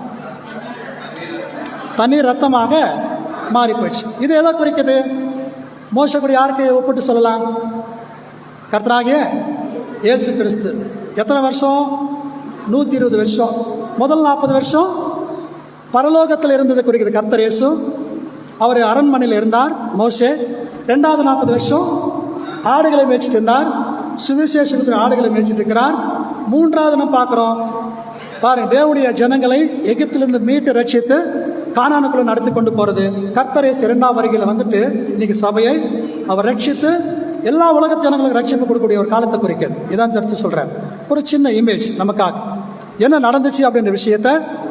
எலியாவின் நாட்கள் 3 வருஷம் மழை பெய்யாதபடிக்கு பண்ணார். அது எதை குறிக்குது அப்படின்னு சொல்லி பார்க்கும்போது 539 1799 வரைக்கும். அடுத்ததாக மோசே என்ன பண்ணியிருக்கிறாருங்க? மோசே தண்ணீரை ரத்தமாக மாற்றினார். இப்போ இதை குறித்து கொஞ்சம் டீட்டெயிலாக பார்த்தீங்கன்னா, இப்போ அதுக்கு அடுத்த காலகட்டத்தில் போப் அமைப்பினுடைய பவர் குறைஞ்ச உடனே, போப் அரெஸ்ட் பண்ணிட்ட உடனே பைபிள் கொஞ்சம் கொஞ்சமாக வெளியே வர ஆரம்பிச்சிருச்சு. பைபிள் சொசைட்டி வர ஆரம்பிச்சிருச்சு. வேதாகமம் டிரான்ஸ்லேட் பண்ணிட்டாங்க. நிறைய இன்னைக்கு அந்த சின்ன சின்ன சபைகளாக உருவாகி வெளியே வர ஆரம்பித்தாங்க. இல்லையா? லுத்தரன் சேர்ந்தவங்க லூத்தரன், அட்வென்டிஸ்ட் சேர்ந்தவங்க அட்வென்டிஸ்ட்டு, இப்படி எல்லாம் பிரித்து வரும்போது நிறைய பக்கம் சத்தி வர ஆரம்பிச்சு. ஆனால் அந்த சத்தி எப்படி இருக்குன்னு சொல்லி பார்க்கும்போது, மோச காலத்தில் தண்ணீர் என்னாச்சுங்களா? ரத்தமாக மாறிடுச்சு. இது எதை குறிக்குது அப்படின்னு சொல்லி பார்க்கும்போது, கர்த்தராகிய இயேசு கிறிஸ்துடைய கிருபை, அவருடைய மீட்கும் பொருள் கலந்ததான, இல்லை கர்த்தர் இயேசு கிறிஸ்துவை பின்பற்றி வரணும், பாடுகள் அனுபவிக்கணும் அப்படின்னு கூட கிருபையான வார்த்தைகளை அவர்கள் குடிக்க முடியாமல் போயிடுச்சு. அப்போ நிறைய அவங்க என்ன பண்ணிட்டாங்க, போயிட்டு எகிப்தில் நிறைய கிணறு தோண்ட ஆரம்பிச்சிட்டாங்க. அங்கே என்ன தான் வருது? இப்போ எங்கே போய் வேத வசனத்தை வாசித்தால் அவங்களுக்கு என்னதான் கிடைக்குன்னு பார்க்கும்போது, என்னோட கூட பாடுகளை சகித்திரலானால் என்னோட கூட இன்னைக்கு பாடு சகிக்க வருவாங்களா? மீட்கும் பொருள் ஏற்றுக்கொள்வாங்களா? கண்டிப்பாக இல்லை. இதெல்லாம் அவங்க நடந்துகிட்டே இருக்க நேரத்தில் தான் இப்போ இந்த வார்த்தைகளை அவங்களால் அங்கீகரிக்க முடியல. அன்புக்குரிய சகோதர சகோதரர்களே, தானியேல் 12ஆம் அதிகாரம் 11-12 வசனம் வாசிக்கலாம் சார்.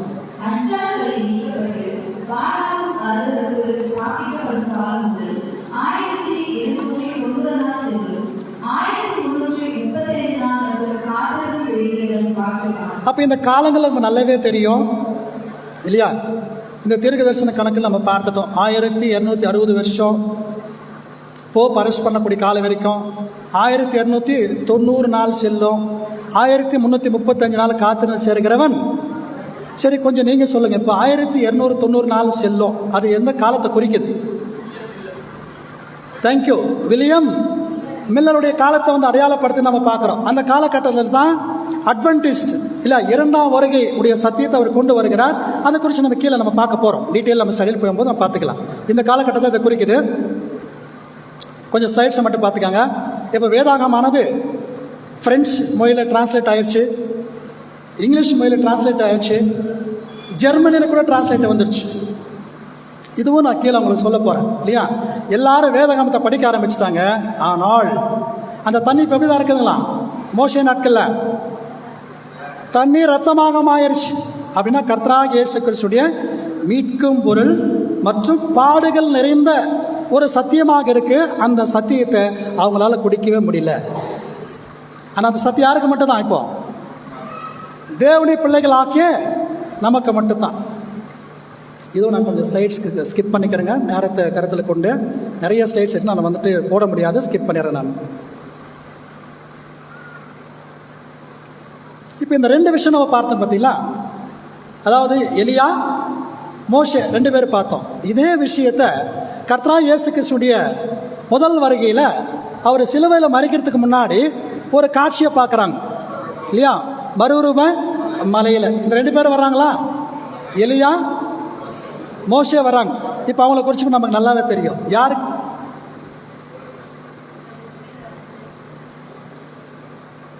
பிரதர்,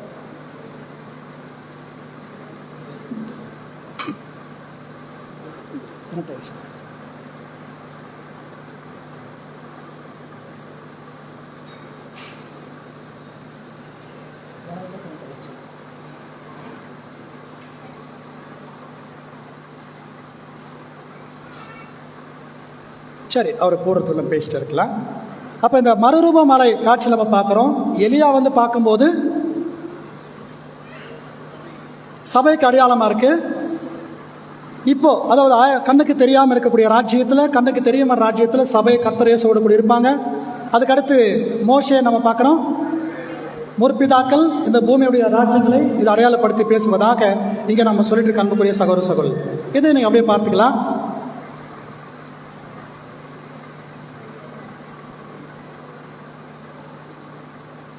இப்போ வந்துடலாம். வெளிப்படுத்தல் 11ஆம் அதிகாரம் 7ஆம் வசனம்.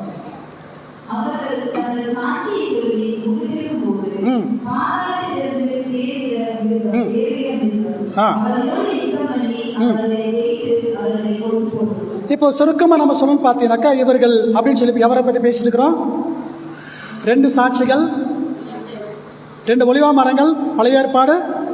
இப்போ அவங்க சாட்சி சொல்லி பவர்ஃபுல்லாக இருக்கக்கூடிய காலங்களில் இப்போ மிருகம் எங்கேருந்து வருது அப்படின்னு சொல்லி பார்த்தீங்கன்னாக்கா, பாதாளத்திலேருந்து ஏறி இந்த மிருகம் யாரை குறிக்குது? போப் அமைப்பு இல்லையா? நிறைய சாட்சி சொல்லிச்சு வேதாகமும். இப்படி சொல்லிட்டே இருக்கிற நேரத்தில் இந்த சாட்சிகள் எல்லாம் அவங்களால ஏற்றுக்கொள்ள முடியுமா? நிழலும் பொருளும் சத்தியம் இருக்குன்னு சொல்லி கேட்பாங்களா? இல்லை ஊமைகள் இருக்குது அப்படின்னு சொன்னால் கேட்பாங்களா? அப்போஸ்தலருடைய பாரு கிருபையின் சத்தியங்களை இன்னைக்கு கேட்பாங்களா அப்படின்னா கண்டிப்பாக அவங்க கேட்கவே மாட்டாங்க. அதற்கு மாறாக இப்போ அவங்க என்ன பேசுகிறான்னு சொல்லி பார்த்தீங்கன்னா, அந்த ஒரு மிருகம் பாதாளத்திலேருந்து ஏறி வந்து பாரு இப்போ அந்த 2 சாட்சிகளோடு கூட யுத்தம் பண்ணி வெளிப்படுத்தல் 17ஆம் அதிகாரம் 8ஆம் வசனம்.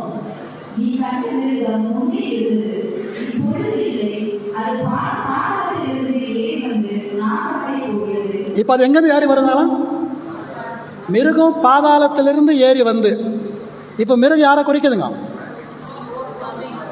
சொல்லுங்க, பரவாயில்ல, தைரியமா. பேப்பசி சிஸ்டம், போப் அமைப்பு, அது எங்கே இருக்கான்? கீழான நிலைக்கு தள்ளப்பட்டிருக்கு. பாதாளத்திலிருந்து ஏறி வந்து இல்லையா? எப்போ சத்தியத்தை இல்லையோ, உண்மை இல்லையோ, அது எங்கே தள்ளப்படும்? பாதாளத்து நிலைக்கு போயாச்சு. இப்போ அங்கேருந்து ஏறி வந்து யாரோட கூட யுத்தம் பண்ணுது அப்படின்ற விஷயத்த சொல்கிறார். இன்னொரு வசனம் நோட் பண்ணிக்கலாம். வெளிப்படுத்தல் 9ஆம் அதிகாரம் 2 வசனம். இது கூட அதுதான் சொல்லுது.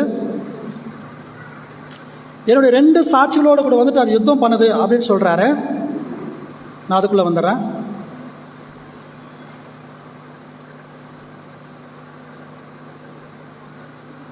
இப்போ வாசிங்க சார். வெளிப்படுத்தல் 11ஆம் அதிகாரம் 8ஆம் வசனம். இப்போ பாருங்க, அந்த மிருகம் மேலே ஏறி வந்து மிருகத்தோடு கூட அந்த 2 சாட்சிகளோடு கூட யுத்தம் பண்ணி அந்த மிருக நாட்சின்னு பார்த்தீங்கன்னா அந்த 2 சாட்சிகளையும் கொன்று போட்டுச்சு அப்படின்னு சொல்லப்பட்டிருக்கு. இப்போ அந்த டெட் லாங்குவேஜ் பைபிள் வேதாகம் என்னாச்சுன்னு பார்த்தீங்கன்னா ஒரு அந்த லத்தீன் மொழியில் டெட் லாங்குவேஜுக்குள்ளே போயாச்சு. இப்போ அது எங்கே கிடைக்குது அப்படின்னு சொல்லி பார்த்தீங்கன்னா அந்த உடல்கள் மகா நகரத்தில் எப்படி இருக்குது பார்க்கும்போது அது வீதியில் கிடைக்குது அப்படின்னு சொல்கிறாங்க. பாருங்க, இப்போ அவங்க போப் அமைப்பானது இந்த ஒரு வேதாகமத்தை வச்சுட்டு டெட் லாங்குவேஜில் இருக்கிற பைபிளை கையில் வச்சுட்டு இப்போ என்ன பண்ணுறாங்க? யாரும் பைபிளை படிச்சிடாதீங்க, நாங்கள் சொல்கிறத மட்டும்தான் கேட்கணும், வேறு யாரும் பண்ணக்கூடாது, பைபிளை படிக்கவே வேண்டாம் அப்படின்னு சொல்லிட்டு இருக்கிறாங்களாம். அப்படி இருக்கக்கூடிய நேரத்தில் இப்போ நீங்கள் வாசிங்க சார்.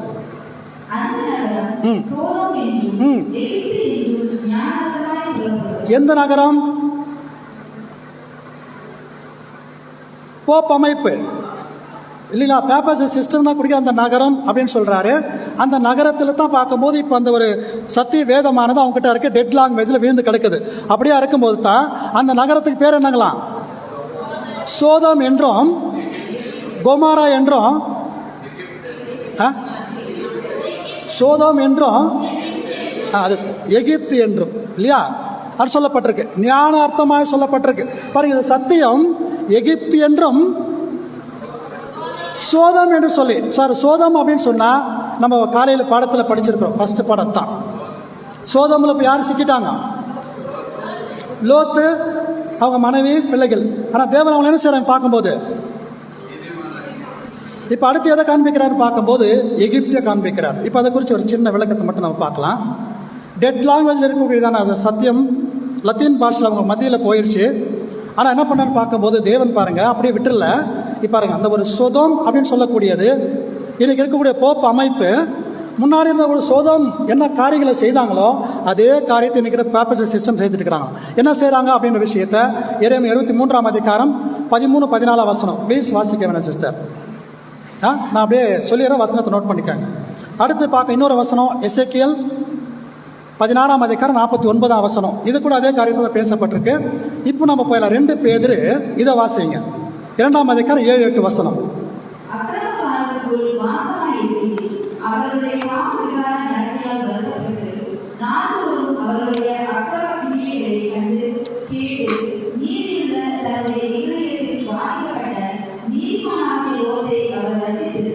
பார்த்தீங்களா? நீதிமான் ஆகிய லோத்தை மட்டும் என்ன பண்ணுறாங்களா? ரட்சித்திருக்கிறார். இப்போ நீதிமானை போல எல்லாரும் இருக்கிறாங்க இல்லைங்களா? பார்த்தோம், ஆபிரகாம் வந்து சபைக்கு அடையாளம், லோத்து வந்துட்டு திரள் கூட்டத்துக்கு அடையாளம். காலையில் பாடத்தை நம்ம படிச்சு இல்லைங்களா? இன்னைக்கு நம்மை மட்டும் தான் என் ஜனங்களே அவளை விட்டு என்ன பண்ணுங்க, வெளியில் வந்துடுங்க அப்படின்னு சொல்லிட்டு இப்போ அதுக்குள்ளே அந்த வெளியே கொண்டு வந்திருக்கிறார். அதான் சொல்கிறாரு, சோதம் என்றும் எகிப்து என்றும் ஞானம் அர்த்தமாக சொல்லப்பட்டிருக்கான். இப்போ சோதமுடைய ஆக்டிவிட்டீஸு அவங்க பண்ணிட்டு இருக்கிறாங்க. அவங்க என்னெல்லாம் பாவம் பண்ணிட்டு இருந்தாங்களோ அதே பாவங்களை இந்த ஒரு போப் அமைப்பானது செய்து கொண்டிருக்குது. அதனால யாரு மாறி இருக்குங்க, வெளியே வந்துடுங்க. அதான் சொல்ல பாருங்க. என்ன பார்க்கும்போது அவர் நாள்தோறும் அவருடைய அக்கிரமங்கள்னால கண்டு கேட்டு நீதியுள்ள தன்னுடைய இருதயத்தில்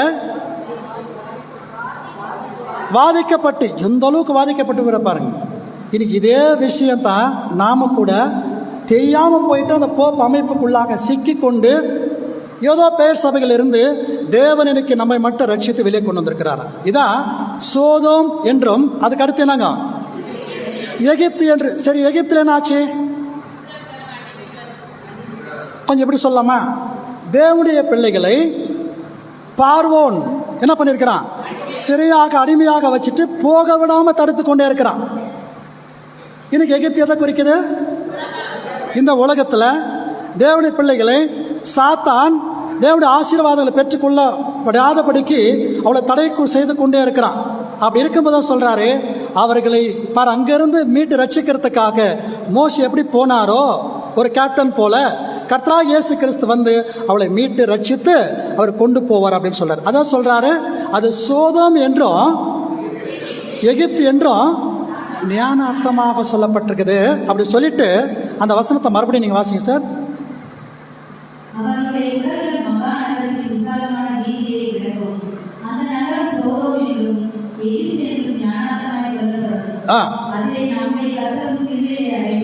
முக்கியமான பாயிண்ட் அங்கே தான் நம்முடைய கர்த்தரும் சிலுவையில் என்ன பண்ணப்பட்டாருங்களா?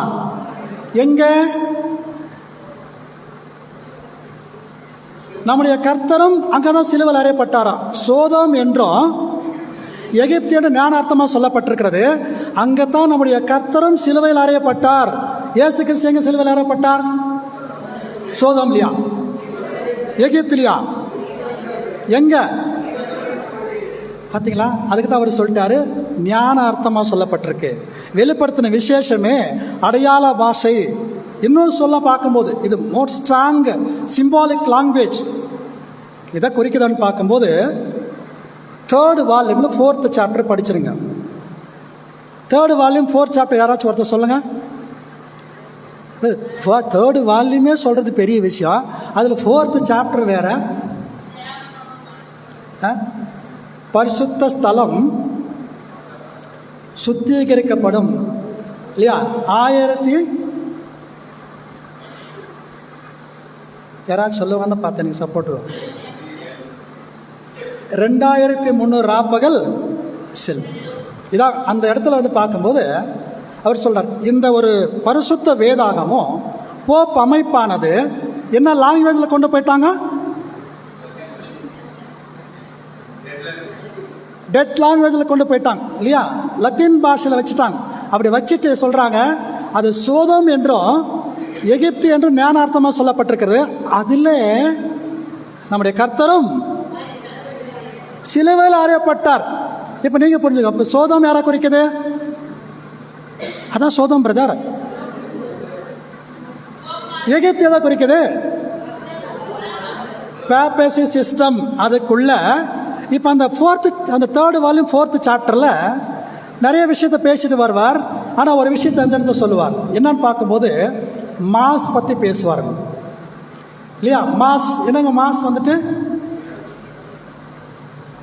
மாஸுடைய சிறிய ஒரு சுருக்கம் என்ன சொல்லுங்க பாருங்க. மாஸ் எதுக்கு கொண்டு வரான்னு சொல்லி பார்க்கும்போது ஒரு மிகப்பெரிய ஒரு தனியாக ஒரு அது ஒரு ஃபீஸ்ட் அது கொண்டாடுவாங்க. ஒரு கோதுமையால் சொல்லப்பட்டதான அப்பம். இந்த பக்கம் பார்க்கும்போது திராட்சை ரசம் வச்சுருப்பாங்க. இப்போ வந்து அவர் பிரீஸ்ட் வருவார். அவர் பிரீஸ்ட்னு அழைக்கப்படக்கூடியவர் வருவார். அவர் வந்துட்டு ஐயர் என்ன பண்ணுவார் சொல்லி பார்த்தீங்கன்னா ஒரு மந்திரத்தை வந்து சொல்லுவார். அது மந்திரம் பார்க்கும்போது லத்தீன் பாஷையில் இருக்குது. அந்த மந்திரம் யாருக்கான தெரிஞ்சால் சொல்லுங்கள். அது வரல. ஆக்கஸ் கடம் கார்பஸ் நியம் அப்படின்னு சொல்லிட்டு ஒரு மந்திரத்தை சொல்லுவாராம் லத்தீன் பாஷையில் இல்லைங்களா? இன்றைக்கெல்லாம் வந்து சரி புரியாத பாஷை நிறைய சொல்லுவாங்க. பார்த்தீங்களா? தப்பாக எடுத்துக்கணும்னு நான் சொல்கிறேன். நான் உங்களுடைய ஒரு சின்ன ரிப்ரெஷ்மெண்ட்டுக்காக சொல்கிறேன். இன்றைக்கி நிறைய பேர் நிறைய பாஷையில் வச்சுருக்கிறாங்க. அந்த பாஷையில் வந்து பார்க்கும்போது அது அவங்களுக்குமே தெரியுமான்னு தெரியாது. எனக்கு வந்து பார்க்கும்போது நான் சொல்கிறேன், நான் தப்பாக எடுத்துக்க வேண்டாம் இந்த விஷயத்தை பார்க்கும்போது. ஆனால் சொல்லுவாங்க அதை பார்க்கும்போது. இதே மாதிரி தான் அந்த பாலாஜி பிராமணம் சொல்லுவாங்க. பார்த்தீங்களா? யாருக்கான புரிஞ்சிச்சா? புரியக்கூடாது அவங்களும் சொல்கிறாங்க. இப்படித்தான் ஓக்கஸ் கடம் கார்பஸ் இமேன்னு சொல்ல ஒரு லத்தீன் பாஷையில் வந்து அதை சொல்லிட்டாங்கன்னா இப்போ இது என்ன ஆகிடுமான்னு பார்க்கும்போது அது கர்த்தருடைய நிஜமான ஒரு ஃப்ளஷ், ஒரு சரீரம் மாம்சமாகவும் அது அப்படியே ரத்தமாக மாறிடுமா திராட்சை ரசம். இது ஏன் செய்கிறாங்கன்ற விஷயம் பார்க்கும்போது பாருங்கள், நாம் ஆதாமுக்குள்ளே செஞ்சு வந்த பாவங்களுக்கு இயேசு கிறிஸ்து சிலுவையில் மறைச்சார், அது மன்னிக்கப்பட்டாச்சு. ஆனால் நாம் அனுதினமும் செய்யக்கூடிய பாவங்களுக்காக, டெய்லி செய்யக்கூடிய பாவங்களுக்காக இப்போ அந்த ஒரு பவர் அவர் செலுத்தினதான மீட்கும் பொருள் பலியானது அது செல்லாது. அதுக்காகத்தான் இதுக்கு கொஞ்சம் காசு செலவு பண்ணி இந்த ஒரு விஷயத்தை செஞ்சோம், மாசு செஞ்சிட்டோம் அப்படின்னு சொன்னால் இப்போ நான் அவங்க பாவங்கள் எல்லாம் அந்த அந்த பெரிய பாவம் செஞ்சு அதுக்கு கொஞ்சம் காசு கட்டுங்க, இந்த சிறிய பாவம் செஞ்சு இதுக்கு கொஞ்சம் காசு கட்டுங்க, இப்படி நிறைய காசு நிறைய வசூல் பண்ணுறதுக்காக அவங்க பிளான் பண்ணிட்டு என்ன பண்ணிட்டாங்கன்னாக்கா இந்த மாசுன்றது என்ன பண்ணிட்டாங்க, அதுக்கு தனியாக ஒரு குரு வருவார். பார்த்தீங்கன்னா மிகப்பெரிய ஒரு விஷயம், அப்படியே விழுந்து விழுந்து ஜபம் பண்ணுவார். பார்க்கும்போது அந்த நேரத்தில் பார்த்தீங்கன்னா இப்படியெல்லாம் அவர் செய்து அந்த மந்திரத்தை சொன்னவன இப்படி மாறிடும். இதைத்தான் சொல்கிறாரு, அது சோதோம் என்றும் எகிப்து என்றும் ஞானார்த்தமாக சொல்லப்பட்டிருக்கு. அங்கே அதில் தான் நம்முடைய கர்த்தரும்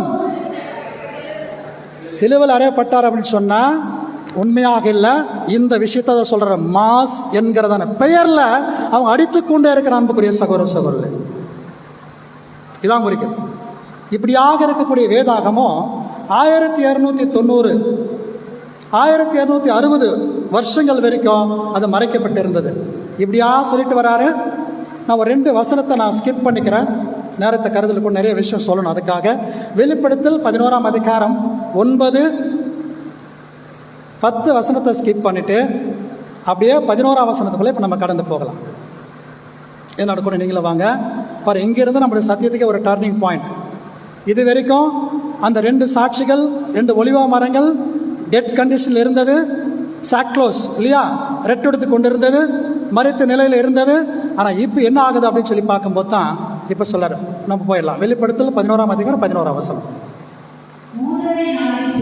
நல்லா கவனிங்க. எப்போ 3 நாளைக்கு பின்பு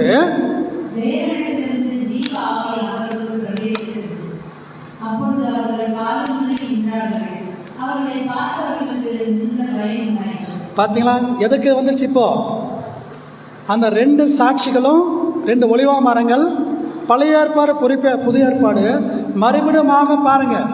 3 நாளைக்கு பின்பு அப்படின்னா எந்த காலகட்டத்துக்குள்ள வந்தாச்சு? 18ஆவது நூற்றாண்டு பைபிள் சொசைட்டி எல்லாம் ஸ்டார்ட் பண்ண ஆரம்பிச்சுட்டாங்க. பைபிள் டிரான்ஸ்லேட் பண்ண எல்லாருடைய கையில் வர ஆரம்பிச்சிருச்சு. அந்த ஒரு காலகட்டத்தில் வர தேவனிடத்திலிருந்து ஜீவ ஆவி அவருக்குள்ளே வர ஆரம்பிச்சிருச்சு. தேவன் மறுபடியுமாக பைபிள் வெளியே கொண்டு வந்துட்டார். அவங்க சீல் பண்ணி வச்சிருந்த விஷயத்தை வெளியில் ஓப்பன் பண்ணி கொண்டு வந்துட்டார். அப்படி வந்துட்டு அப்போது அவர்கள் காலூன்றி நின்று அவர்கள் பார்த்தவர்களுக்கு மிகுந்த பயம் உண்டாயிருச்சு. இந்த காலகட்டத்தில் பாருங்க, சீக்கிரட்டாக தேவன் அநேக தேவனுடைய பிள்ளைகளை கொண்டு சத்தியத்தை டிரான்ஸ்லேட் பண்ணி ஃப்ரெஞ்சு, ஜெர்மனி, இங்கிலீஷ் எல்லாத்துலையும் டிரான்ஸ்லேட் பண்ணி கொண்டு வந்துட்டார். அப்படி கொண்டு வந்த நேரத்தில் எல்லாரும் கையில் பைபிள் போயாச்சு. இப்படி படிச்சுட்டே இருக்கும்போது தான் பாருங்க, அடுத்த வசனம் வாசிக்கலாம் பாருங்க. 12ஆம் வசனம். யாரவ? என்னுடைய 2 சாட்சிகளை இங்கே ஏறி வாருங்கள் என்று சொல்லி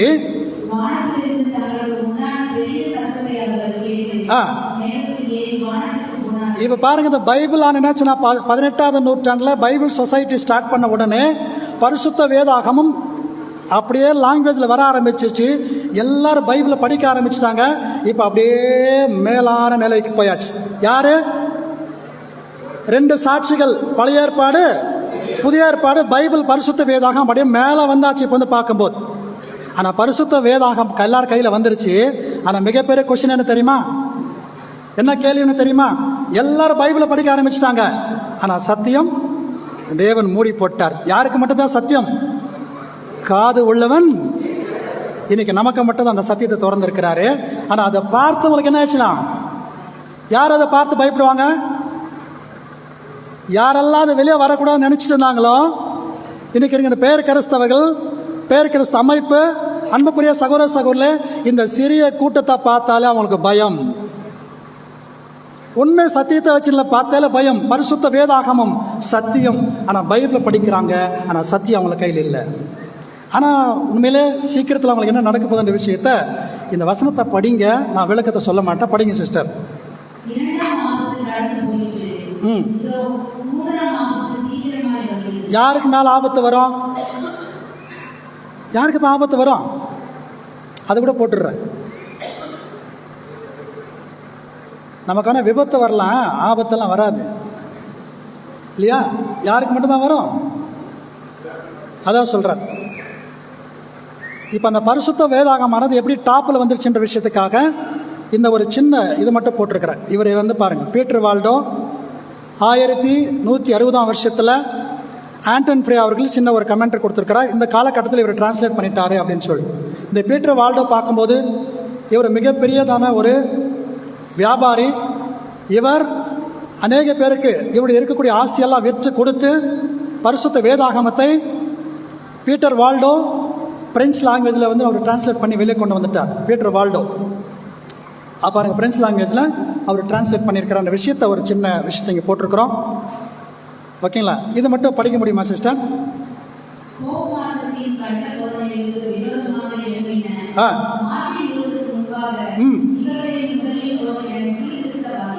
மார்ட்டின் லூத்தர் யாருங்க? Reformation, the father of reformation சொல்லுவோம் இல்லைங்களா? மார்னிங் ஸ்டார் அவர். ஆனால் அவருக்கு முன்னான காலத்தில் இவங்க என்ன பண்ணியிருக்கிறாங்க? பீட்டர் வால்டோ, வால்டியன்ஸ் அவங்க பண்ணியிருக்காங்க. அவங்க மட்டும் இல்லை, இங்கே பாருங்கள் ஒரு சின்ன விஷயத்தை, அது தெரிஞ்சால் நீங்கள் படிங்க சிஸ்டர். டூ விட்னஸ்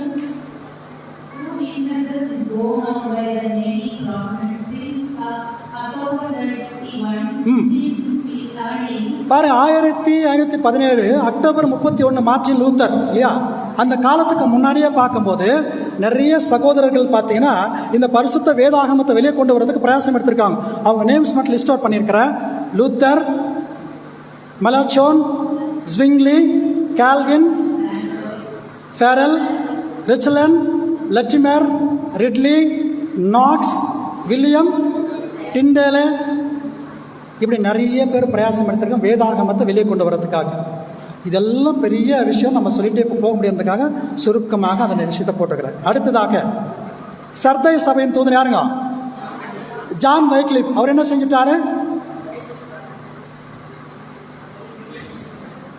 ஆங்கிலத்தில் 1380ஆவது வருஷத்தில் இங்கிலீஷில் வந்து டிரான்ஸ்லேட் பண்ணிட்டார் பைபிளை. இப்போ பிரெஞ்சில் வந்தாச்சு, இங்கிலீஷில் வந்தாச்சு.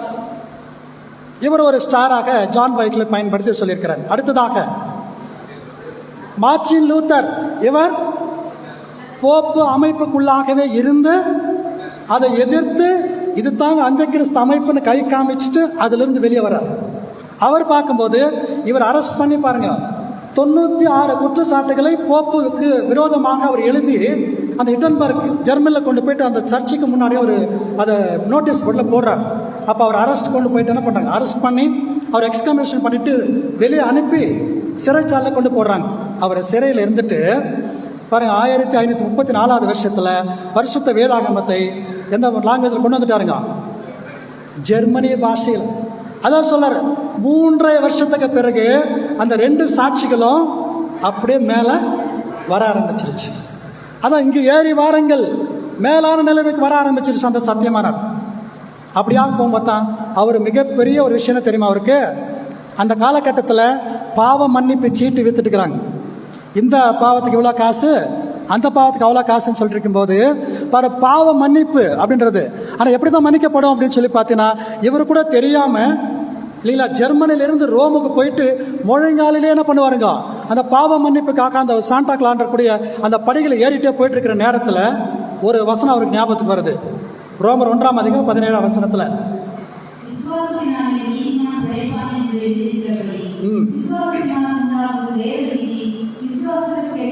பார்த்தீங்களா? விசுவாசத்தினால நீதிமான் பிழைப்பான், கர்த்தராகிய இயேசு கிறிஸ்துவுடைய மீட்கும் பொருள். அது விசுவாசிக்கிறதால மட்டும்தான் பாவ மன்னிப்பு போகின்ற விஷயத்தை அவர் புரிஞ்சுக்கிறார். அதுக்கு அடுத்ததாக வந்தார் இல்லையா, 1290 நாள் செல்லும்.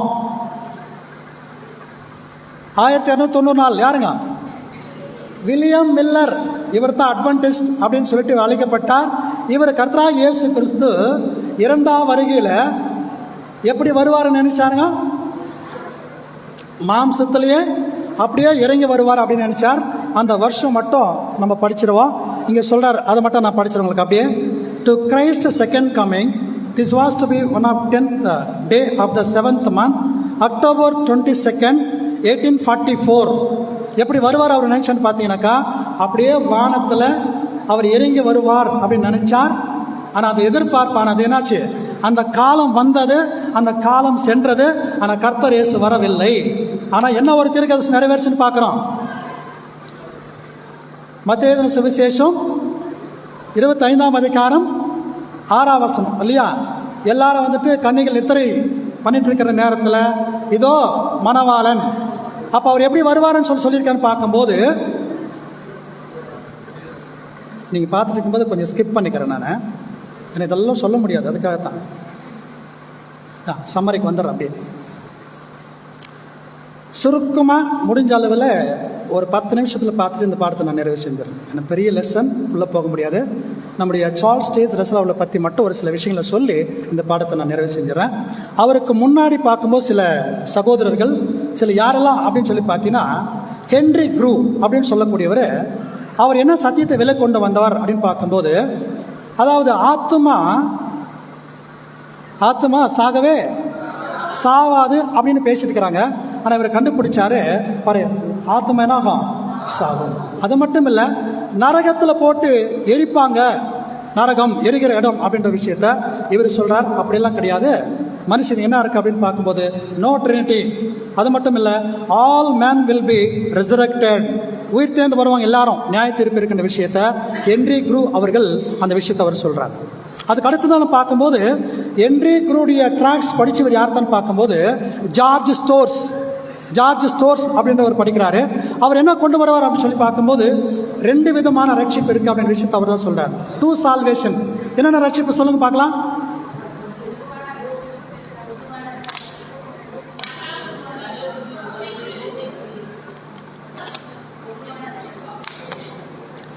பரலோக ரட்சிப்பு, பூலோக ரட்சிப்பு அப்படின்னு அவர் கொண்டு வரார். அடுத்து பார்க்கும்போது the church put on this instruction of the righteousness during the millennial. 1000 ஆண்டு அரசாட்சியில் சபை இந்த உலகத்தை எல்லாரையும் நீதிக்கு உட்படுத்துவான விஷயத்தையும் அவர் சொல்லியிருக்கிறாராம். அப்புறம் ஹென்றி டன் அப்படின்னு சொல்லக்கூடியவர் restoration of the both nation, Israel திரும்பி ரட்சிக்கப்படுவான்ற விஷயத்தை, எல்லா மனுக்குழுமும் வந்துட்டு உயிர்த்தெழுதல் வருவான்ற விஷயத்தை அவர் சொல்லியிருக்கிறாராம். 1000 ஆண்டு அரசாட்சியில் சபை வந்து நான் பார்த்தீங்கன்னா இந்த உலகத்தை சீர்திருத்தத்தை கொண்டு வந்து நியாய தீர்ப்பார்கள் அப்படின்ற விஷயத்தை அவர் சொல்லியிருக்கிறார். இப்படியாக வந்து பார்க்கும்போது இபி எலைட்டோ அப்படின்னு சொல்லக்கூடியவர் 6 வருஷம் 1872 வந்து நிறைவு பெறும் அப்படின்ற விஷயத்த இவர் அந்த இடத்துல சொல்லியிருக்கிறதாக நம்ம பார்க்குறோம். இப்படி நிறையா ஒரு சில காலக்கணக்கெல்லாம் வந்து போட்டிருக்கிறாங்க. அப்படியே வந்துட்டு இருக்கும்போது ஒரு முக்கியமான நபரை குறித்து இப்போ நான் சொல்கிறேன். அவர் யார் அப்படின்னு பார்க்கும்போது என்ஹெச் பார்பர். இந்த என்ஹெச் பார்பர் தான் வந்து பார்க்கும்போது நம்முடைய சிடி ரசல் அவர்களுக்கு முன்னோடியாக இருந்தார். அவர் வந்து பார்க்கும்போது மில்லேனியல் கிரைஸ்ட் செகண்ட் ப்ரெசன்ஸ் அப்படின்னு கூடிய ஒரு ட்ராக்ஸ் எல்லாம் போட்டு ஒரு வெளியிட்டிருந்தார். அவரோடு கூட சேர்ந்து நம்முடைய மூத்த சக ரசல் அவர்கள் கூட பார்க்கும்போது ஊழியத்தை செய்கிறாங்க. ஆனால் கடைசியில் பார்க்கும்போது அவருக்கும் இவருக்கும் ஒரு சின்ன கருத்து வேறுபாடு, என்ஹெச் பார்பருக்கும் நம்முடைய சிடி ரசலுக்கு ஒரு சின்ன கருத்து வேறுபாடு. என்ன அப்படின்னு பார்த்தீங்கன்னா, அவர் நல்லாவே பேசிட்டு வருவார். சில காலங்கள் என்னாச்சுன்னு பார்க்கும்போது சத்தியத்தை மாற்றி பேச ஆரம்பித்தார். அது என்ன சத்தியம்னு பார்த்தீங்கன்னா, மீட்கும் பொருள். அதுக்கு அடுத்ததாக பார்க்கும்போது இவர் கூட வில்லியம் மில்லரை போல இயேசு கிறிஸ்து 1874 நேரடியாகவே வருவன் எதிர்பார்த்தார் மாம்சத்தில். அது கூட ஃபெயிலியர் ஆயிடுச்சு. அதனால் அதை விட்டு நம்முடைய சார்ல்ஸ் டேஸ் ரசல் அவர்கள் வெளியில் வந்துட்டார். இப்போ அந்த லாஸ்ட்டில் இருக்கிற விஷயத்தை மட்டும் படிக்க முடியும் மிஸ்டர் ரசல், தெரியுதுங்களா?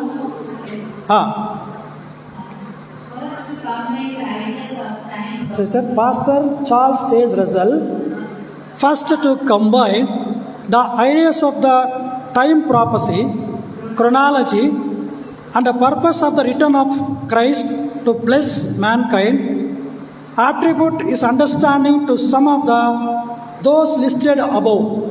இவர் என்ன பண்ணியிருக்கிறான்னு சொல்லி பார்க்கும்போது, இப்போ இது வரைக்கும் நான் மேலே சொல்லிட்டு வந்தேன் இல்லையா, நிறைய சகோதரர்கள் சத்தியத்தை விலை கொண்டு இருக்கிறாங்க. இதெல்லாம் வந்து பார்க்கும்போது ஒரு கன்சால்டேட் பண்ணி அது எல்லாமே சரி செய்து இவர் மொத்தமாக சத்தியமாக இப்போ என்ன பண்ணியிருக்காருனாக்கா அவர் வெளியிட்டிருக்கிறார். 18ஆம் நூற்றாண்டுக்கு பிறகு நம்முடைய மூத்த சகோதரர் ரசல் அவர்களுடைய சில விஷயங்களை மட்டும் இப்போ நம்ம பார்க்கலாம்.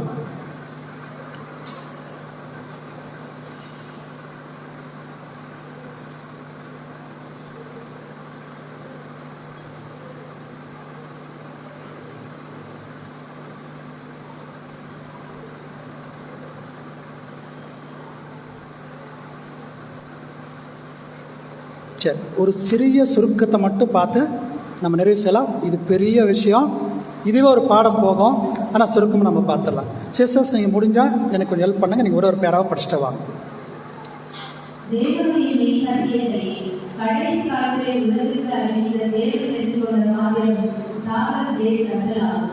பார்த்தீங்கன்னா, கடைசி காலத்தில் உண்மையான சத்தியத்தை இந்த உலகத்துக்கு தெரியப்படுத்துறதுக்காக 7வது தூதனாக ஒரு பாத்திரமாக தெரிந்து கொண்டு யாருன்னு பார்க்கும்போது C.T. ரசல் அவர்கள் அப்படின்னு சொல்லுது. வாசிக்கலாம்.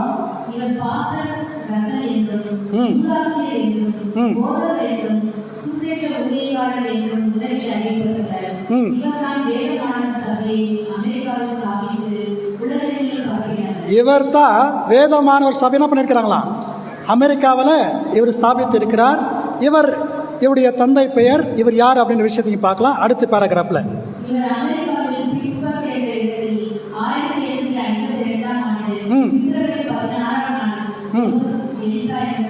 பார்த்தீங்கன்னா அவருடைய தந்தை பெயர் ஜோசப், எலிசா அவர்களுக்கு அவர் பிறந்திருக்கிறார்.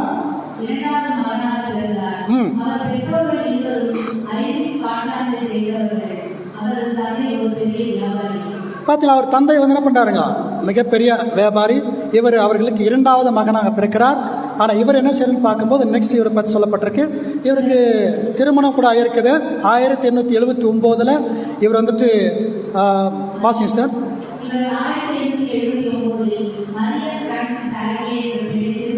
இவர் திருமணம் கூட செய்திருக்கிறார். ஆனால் திருமண வாழ்க்கை அவருடைய வாழ்க்கையில் அந்த அளவுக்கு ஆசீர்வாதமாக கொண்டு போகலை. ஏன்னா தேவனுடைய ஏற்பாடு அது வேறு மாதிரி இருந்ததுனால இந்த ஸ்லைடே நான் ஸ்கிரிப்ட் பண்ணிடுறேன், அது வேணாங்க. ஓகேங்களா? ஆனால் அவங்கள மட்டும் பார்த்துக்காங்க. இந்த சகோதரி தான் அவங்கள 17 ஆண்டுகளாக 2 பேருமே அந்த பைபிள் ட்ராக் சொசைட்டியில் 2 பேரும் சேர்ந்து அவங்க வேலை செஞ்சுருக்கிறாங்க. எஸ், நெக்ஸ்ட் இதில் அடுத்துக்குள்ளே போயிடலாம். இவருக்கு வேதத்தில் இருக்கக்கூடிய ஒரு ஆர்வம், வேதத்தை பற்றி தான் ஒரு ஆர்வம் எப்படி இருந்துச்சுன்னு சொல்கிறார்.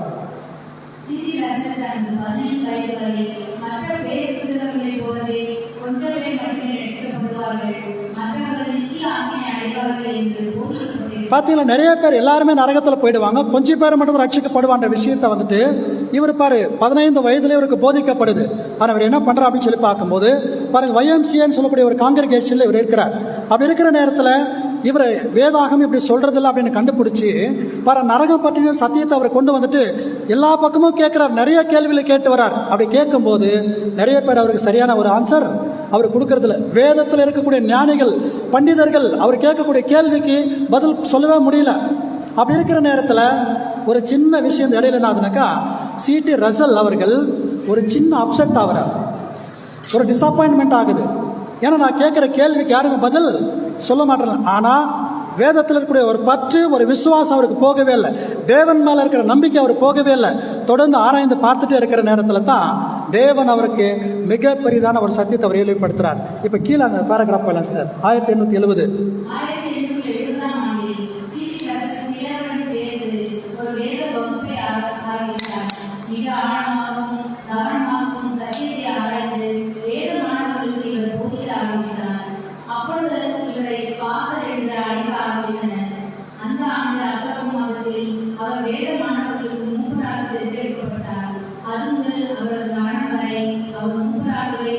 போதும் சிஸ்டர். இவர் 1200 சபைகளுக்கு இவர் என்ன இருக்கிறாருங்களா, ஒரு ஹெல்டராக இருக்கிறாரு. இவரை பாஸ்டர் ரசல் அழைக்கப்பட்டாங்க. ஏன்னா அநேக சத்தியங்களை இவர் வெளிக்கொண்டு வந்திருக்கிறதுனால அவர் பார்த்து ஆச்சரியப்பட்டு அவர் ஏற்படுத்துகிறாங்க. இந்த சத்தியத்தை நிறைய பேருக்கு அவர் கொண்டு வந்திருக்கிறார். இப்படி தான் அவர் இருந்ததாக ஒரு சின்ன ஃபோட்டோ அவரை பற்றி பார்த்துக்க. நெக்ஸ்டோட பார்க்கலாம். அவர் குழந்தையில் எப்படி இருந்தார், வளர்ந்த போது எப்படி இருந்தார், ஒரு சின்ன விஷயம். எஸ், நெக்ஸ்ட் நம்ம போயிடலாம். பாரு, இப்போ C.T. ரசல் எடுத்த முக்கியமான சில முடிவுகள் என்னன்னு சொல்லி சொல்கிறார்.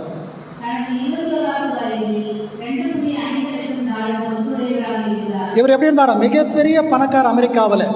இன்னைக்கு அவர் இருந்திருந்தா எலன் மாஸ்கால ஒன்றுமே கிடையாது. அவ்வளோ ஒரு ஞானம், அந்த காலத்திலே அவ்வளோ பணம், $2.5 லட்சம் பணத்தை அவர் வச்சுருந்தாராம். இப்போ அவர் தெரிஞ்சிட்டாரு 1874 ஆண்டவராக இயேசு கிறிஸ்து 2ஆம் வருகையில் வந்துட்டார் சத்தியத்தை என்னைக்கு படித்தாரோ முழுமையாக தன் என்ன பண்ணிட்டார், தேவனுக்காக அர்ப்பணம் செஞ்சுட்டார். அவருடைய பணத்தெல்லாம் செலவு பண்ண ஆரம்பிச்சிட்டார். அப்படி பண்ணிட்டு அவர் சொல்கிறாரு, இந்த கீழே இருக்கிற பாயிண்ட்ஸ் மட்டும் படிங்க சிஸ்டர். பாருங்க, ஒரு முடிவு பண்றார், சத்தியத்திற்காக என்னுடைய வாழ்க்கையை அர்ப்பணிக்கணும் அப்படின்னு ஒரு முடிவுக்குள்ள வரார். ரெண்டாவது பாருங்க, ப்ராமிஸ் பண்றார், என்னுடைய பணத்தை எல்லாம் என்ன பண்ணுவேன், நான் ஆண்டவருக்காக ஊழியத்திற்காக நான் செலவு செய்வேன் அப்படின்னு சொல்லுவாராம். பாரு, எந்த நேரத்தில் என்ன பண்ண மாட்டேன், யாருக்கிட்டையும் பணத்தை வாங்க மாட்டேன்னு சொல்லி ஒரு முடிவு எடுக்கிறாராம். அது இல்லாமல் இப்போ அவர்கிட்ட இருக்கிற பணமெல்லாம் செலவாயிட்ட பிறகு நிறைய பேர் வாலண்டியாக வந்து கொடுக்கும்போது மட்டும் அந்த பணத்தை அவர் வாங்கிக்குவாராம். அது மட்டும் இல்லை, இவர் நடத்தின தானே பாருங்க சொல்லார், ஜியோன் வாட்ச் டவர். இப்போ எல்லாருக்குமே தெரியும், இந்த ஒரு ட்ராக் சொசைட்டியானது முழுமையாக இன்னைக்கு எகோவா சாட்சிகள் கைக்கு போயிடுச்சு. அது எப்படி போச்சுன்னா அதுக்கு தனி ஒரு சரித்திரம் இருக்கு. இப்போ இது மட்டும் நம்ம சின்ன ஒரு சுருக்கத்தை படிக்கலாம்.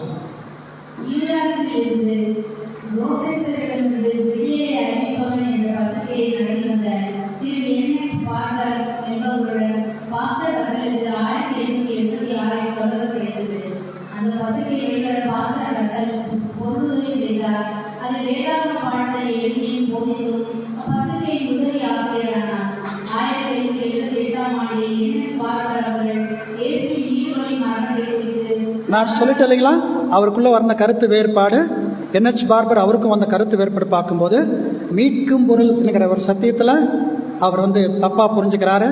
இயேசு கிறிஸ்து இரண்டாம் வருகை நேரடியாக வருவார் என்ற விஷயத்தை அவர் தவறாக புரிஞ்சுக்கிறாரு. இது நிமித்தமாக இரண்டு பேர் என்ன பிரிஞ்சுட்டு நம்முடைய மூத்த சகோதரர் ரசல் அவர்கள் தொடர்ந்து அந்த ஒரு ஜியோன் வாட்ச் டவர் என்ற பெயரில் 1879 ஆண்டிலிருந்து ஜூலை மாதத்திலிருந்து வர அந்த பத்திரிகையை மாதத்துக்கு 2 பத்திரிகையாக செமி பாருங்க மந்த்லி 2 இது விஷயமாக அவர் கொடுத்துட்டு இருந்தார் விஷயத்தை நம்ம பார்க்குறோம். வர 1879 ஜூலை முதல் 1916 வரைக்கும் பார்க்கும்போது இந்த ஜியோன் வாட்ச் டவர் இல்லை ட்ராக் சொசைட்டி அவர் நடத்தியிருக்கிறார் விஷயம் நம்ம பார்க்குறோம். அவர் செய்த பிரசங்கங்கள், அதை பற்றின அவருடைய புக்ஸ், இதை மட்டும் நம்ம பார்த்துட்டு நான் முடிச்சிடுறேன். கர்த்தருக்கு சித்தமானால் வருகிற நாட்டில் இதை குறித்து நம்ம பார்க்கலாம். அவர் எழுதினதான புத்தகங்கள், அதாவது இன்றைக்கி நம்ம கையில் பைபிள் ஸ்டூடெண்ட் கையில் இருக்கக்கூடியதான 6 வால்யூம்ஸ் இல்லையா, reprints, sermon book, what pass result set, இப்படி நிறைய ஒரு புத்தகங்களை கமெண்ட்ரி இதெல்லாம் வச்சுட்டு இருக்கிறோம் இல்லையா. அதை குறித்து நான் எப்பப்போ எது எழுதினார் அப்படின்னு விஷயத்தை நம்ம பார்த்து நிறைவு செய்யலாம். இது படிங்க சிஸ்டர்.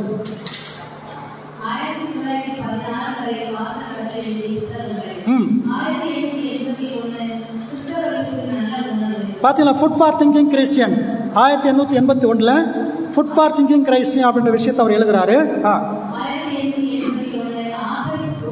இல்லை, டாபர்னக்கல் ஷேடோ 1881 இதை எழுதுறாருன்னு பார்க்கும்போது அடுத்து 6 வால்யூம்ஸ் நம்ம சொல்றீங்க, யுகங்களை பற்றி தெய்வீகமான ஒரு ஏற்பாடு. செகண்ட் வால்யூம் காலம் சமீபமா இருக்குது, அது எழுதுறாரு. 3வது வால்யூம் தேர்ட் வால்யூம் நம்முடைய ராஜ்யம் வருவதாக.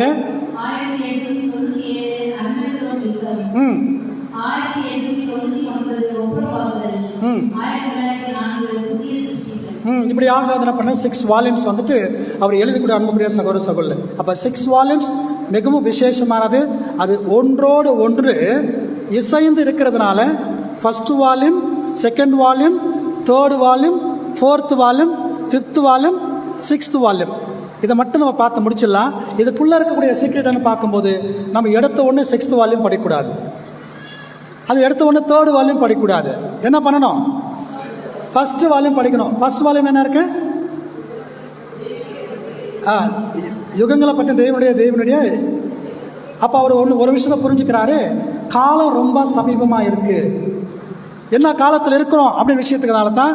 அப்போ அந்த காலக்கரங்க தெரிஞ்சுக்கிறதுக்காக 2வது வால்யூம் என்னங்க, காலம் சமீபமாக இருக்கு. அப்போ எந்த காலகட்டத்தில் இருக்கும், இயேசு கிறிஸ்து எப்போ வருவார், பைபிள் குரோனாலஜி இதெல்லாம் தெரிஞ்சுட்ட பிறகு அடுத்து என்ன வரணும், நம்முடைய ராஜ்யம் வருவதாக. அப்போ அந்த ராஜ்யம் இந்த பூமியில் ஸ்தாபிக்கப்படணும் அப்படின்னு சொன்னால் அடுத்து என்ன நடக்கணும், 4வது வால்யூம் அர்மகதோன் இல்லையா, அர்மகதோன் வரணும், அதுக்கப்புறம் தேவராஜ்யம் ஸ்தாபிக்கப்படும். அப்போ அர்மகதோன் என்னன்ற விஷயத்த புரிஞ்சுக்கணும். அது மட்டும் இல்லை, அர்மகதோன் இந்த உலகம் முடியணும் அப்படின்னு சொன்னால் அதுக்கடுத்து நம்ம என்ன செய்யணும், தேவனோடு கூட ஒப்புரவாகுதல், அதான் 5th வால்யூம் நம்ம பார்க்குறோம். அப்போ அது மட்டும் இல்லை, ஒப்புரவாக்கி நம்ம என்ன ஆயிடணுமா, புது சிருஷ்டியாக மாறணும். 6 வால்யூம்ஸ். இந்த காரியங்களை அதுக்குள்ளாக கொடுக்கப்பட்டிருக்கு. இன்னும் அநேக காரியங்களை இதுக்குள்ளாக மறைத்து வைத்திருக்கிறார். கர்த்தருக்கு சித்தமானால் நம்ம வருகிற நாட்களில் இந்த ஒரு காரியங்களை நம்ம தியானம் செய்யலாம். கேட்ட ஒவ்வொருத்தரையும் தெய்வம் தாமே இந்த வார்த்தைகளை நமக்கு ஆசீர்வதித்திருப்பாராக. இந்த ஒரு ஆவிக்குரிய மாநாட்டில் இப்படியாக தேவனுடைய வார்த்தைகளுக்கு மத்தியில் பேச தேவன் தந்த ஒரு நல் வாய்ப்புக்காக உங்கள் அனைவருக்கும் கிறிஸ்துக்குள்ளான அன்பு வாழ்த்துக்கள். இந்த வாய்ப்பளித்ததான இந்த கன்வென்ஷன் கமிட்டி சகோதரர்கள் அனைவரும் கூட கிறிஸ்துக்குள்ளான என்னுடைய அன்பு வாழ்த்து தெரியப்படுத்திக்கொள்ள நாமே.